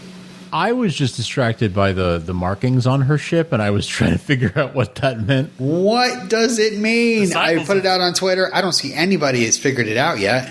10/13/78 must have some significance to Superman the movie, right? Like, it must be. But it's not like the release date. No, it's not. But it must be, even if it's something insignificant. 10/13/78, like, it's 78. It must be Superman the movie somehow, even if it's just like the day principal photography wrap or something like that. You know, it's got to be something. Have you asked Adam on Twitter, Robin? No, but I did put it out as a tweet saying and hoping somebody would swoop in. But it's METIT, meet 10/13/78. Metropolis Engineering Technical Institute of Technology. Yeah. No, okay. Yeah. Some sort of variation of MIT. But I always think of 1013 as the X-Files number. Yeah. Chris Carter's birthday is October 13th. 1013 is in so many different episodes of the X-Files. Maybe somebody's it's connected with that show. But 1013 78? 78 for a Superman reference? I don't know. Then I was like, maybe it's somebody's birthday, and I tried looking up different birthdays. Very few things on this show have been just random. Let's just throw something up there. Like they've been very deliberate on what they've done. But I was so surprised, like no articles, none of these interviews with Todd, even though picking at other minute things. Nobody mentioned what does 1013-78 mean. Looking on Twitter, I didn't see any, like maybe one or two people talking about it, but still no resolution. So please reach out and let us know, because I am very curious what that means. Same. Very attracted. I was duped by one page where it was just like one of those like birthday facts. If you were born on October 13th, 1978, and the very first fact was like Billy Joel's 52nd Street was released on this day, and I was like, what? Whoa, and then you buried the lead. That's the answer. That's it right there. But then I looked it up, and it was actually released like a couple days earlier. That birthday fact was wrong. That cheap website. So I was like, oh my god, if it all came together. When I saw that. I reject your reality and substitute my own. I'll come around, and I loved her in that episode. Yeah, and I'll come around on this, but it felt very manipulative in the moment, both for the viewer and for Lois Lane. I just wanted. I was like, you've all been through so much. I just want to hug you. Now you're going to have to go through this. Everything just kind of got back to normal for you. But it on the plus side, it keeps John Henry around, which is great because I've really enjoyed him, and hopefully that's more of him into the next season. And I'm interested to see how that develops. I don't think he's going to be throwing an S shield on that suit anytime soon or wearing a cape. But I've thoroughly enjoyed what they've done with him, and kind of the reveal after reveal after reveal of what he was from Captain Luthor to now. But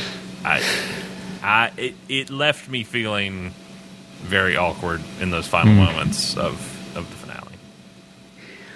And another thing about the fact that like none of these recurring characters are going, which leaves no space for brand new characters as far as I'm concerned. Like maybe they'll bring in somebody, but if they got to pay off every one of those people in the next season, I like the end of seasons like to say goodbye to certain things, and sure. Whoa. Sure, Adam Rayner and Stacey Farber did a great job. I'm just like, I don't know. There's so much they have to pay. There's two right there that we probably won't see as frequently. I hope. Definitely. But obviously there's got to be some more characters added that we haven't heard about yet. I mean, they're just now starting to break season 2, so in the writers' room. So we'll hear of more casting as it comes down the pipeline. But you have the Kents, you have the Cushings, you have Beppo is now series regular. Are they going to? And they're making Taylor Buck Natalie. Season regular. Yeah, Natalie. Series regular. I'm assuming Woolley is going to stay being a series regular. If she is, and Sam, yeah, who's going to be around the farm more often? Yeah. It's a lot. Not much room for new people. I don't know. I really enjoyed the episode. I was loving the finale, and then, like I said, text Robert was like, "There's still 20 minutes left," and that's when everything kind of shifted for me. Honestly, that whole Jor-El funeral, one of my favorite things in any Superman live action ever. In all honesty, I just really, I think some people were kind of like, we didn't get to see that relationship a whole lot between Clark and this Jor-El, so the tears and the remorse and the losing him might have felt a little weird for some people, whereas a Jonathan Kent funeral would be more where you'd see that kind of reaction. But he's had Jor-El in his ear, his his ability to communicate with Jor-El for 2 decades. It went longer, longer than that. Longer than he's been Superman. It's what's already there in the story coming in, knowing the Superman's been around a long time. It's just as emotional as Martha Kent dying in the first episode to me. You just, it's the story, and you know Martha Kent. I mean, whether you know how much she means to him. Right. Same with Jor-El. So it works for me. I think that's why I wanted him to have that moment of, you've lost 2 parents very close to each other, but we found something for you here. That Laura, that you get to have a new relationship that you've never gotten to have before. I don't know. I rambled far too long. Sorry. That's Frank's job.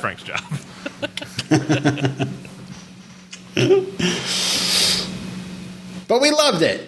Yeah. We'll just say that again. We loved it. We had a great time. I went in expecting A and I got B, but I still loved it. Subverted expectations, Yeah. absolutely. Yeah. No, I loved it. I thoroughly enjoyed it. I loved that we ended the episode and none of our big predictions, I mean, arguably some of them were right, but like nothing was very clear. Like, we went in thinking that certain things would absolutely happen. It didn't happen. At least none of it happened the way we thought it would. Right. Even if you could make an argument for some of it happening, it didn't happen the way that we would have expected. Which makes for good television. If you think you see what's coming and it doesn't, that's great. I mean, I was pleasantly surprised, and maybe to a degree unpleasantly surprised, but still surprised and still longing for more. Well, it's like you said. I was like, okay, where's the promo for next week? Yeah. Because great action, awesome, beautiful shots. Yes. It's a show you can rewatch. I mean, there's a lot of sludge that is put out by DC that I don't particularly want to go back and rewatch, but I'd rewatch this season in a heartbeat. And I just want to know who Tegan Wickham really is. That is a huge mystery. I'm glad Jonathan got one last longing look at her. That was the biggest. Okay, I didn't ask this, though. Did anybody think when we saw them playing Injustice and Mortal Kombat again that it was actually going to be Clark playing? Oh, no. I was expecting Jordan to be playing Superman. I thought that, but I thought Clark was going to be. I didn't realize it was going to be. Well, I knew we were still at the Cushing house, but I didn't realize it was going to be the football players. I seriously thought Clark was going to be on the couch playing against one of the kids. That's fun. That would have been a fun way to go. But I like what they did with it. I guess you don't want one of the kids looking at the TV and looking at him and looking at the. Yeah, you don't want to tip your hand too much. The graphics weren't that great. If Sarah walked in at that moment, then she'd know. You got a Jason and Superman Returns moments on your hand then. All right. Anything else? We talked a long time. Sorry. Stick around after the music, and we'll after the trailer for next week, and we'll talk spoilers for next week, right? We're spoiling next season for sure. SupermanTVTalk.com, at Superman TV Talk on Twitter, at Starkville House of L on Instagram, or you can email us supermantvtalk@gmail.com. And I really want this. Please email us your thoughts on not just the ending reveal and how you feel about that, but overall just how you thought things played out. I'd love to do kind of a deep dive email episode. Talking about things that you might have caught that we didn't catch, or that there were theories or what you hope to see for season 2. I'm so glad we're getting the season 2. Yes. I think this has been the strongest outing of any of these shows from the CW.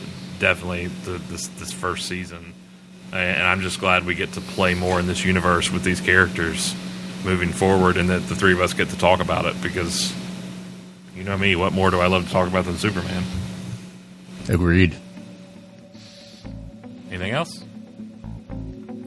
We're always around. Bye, everybody. Until next time, goodbye, everybody. Bye-bye.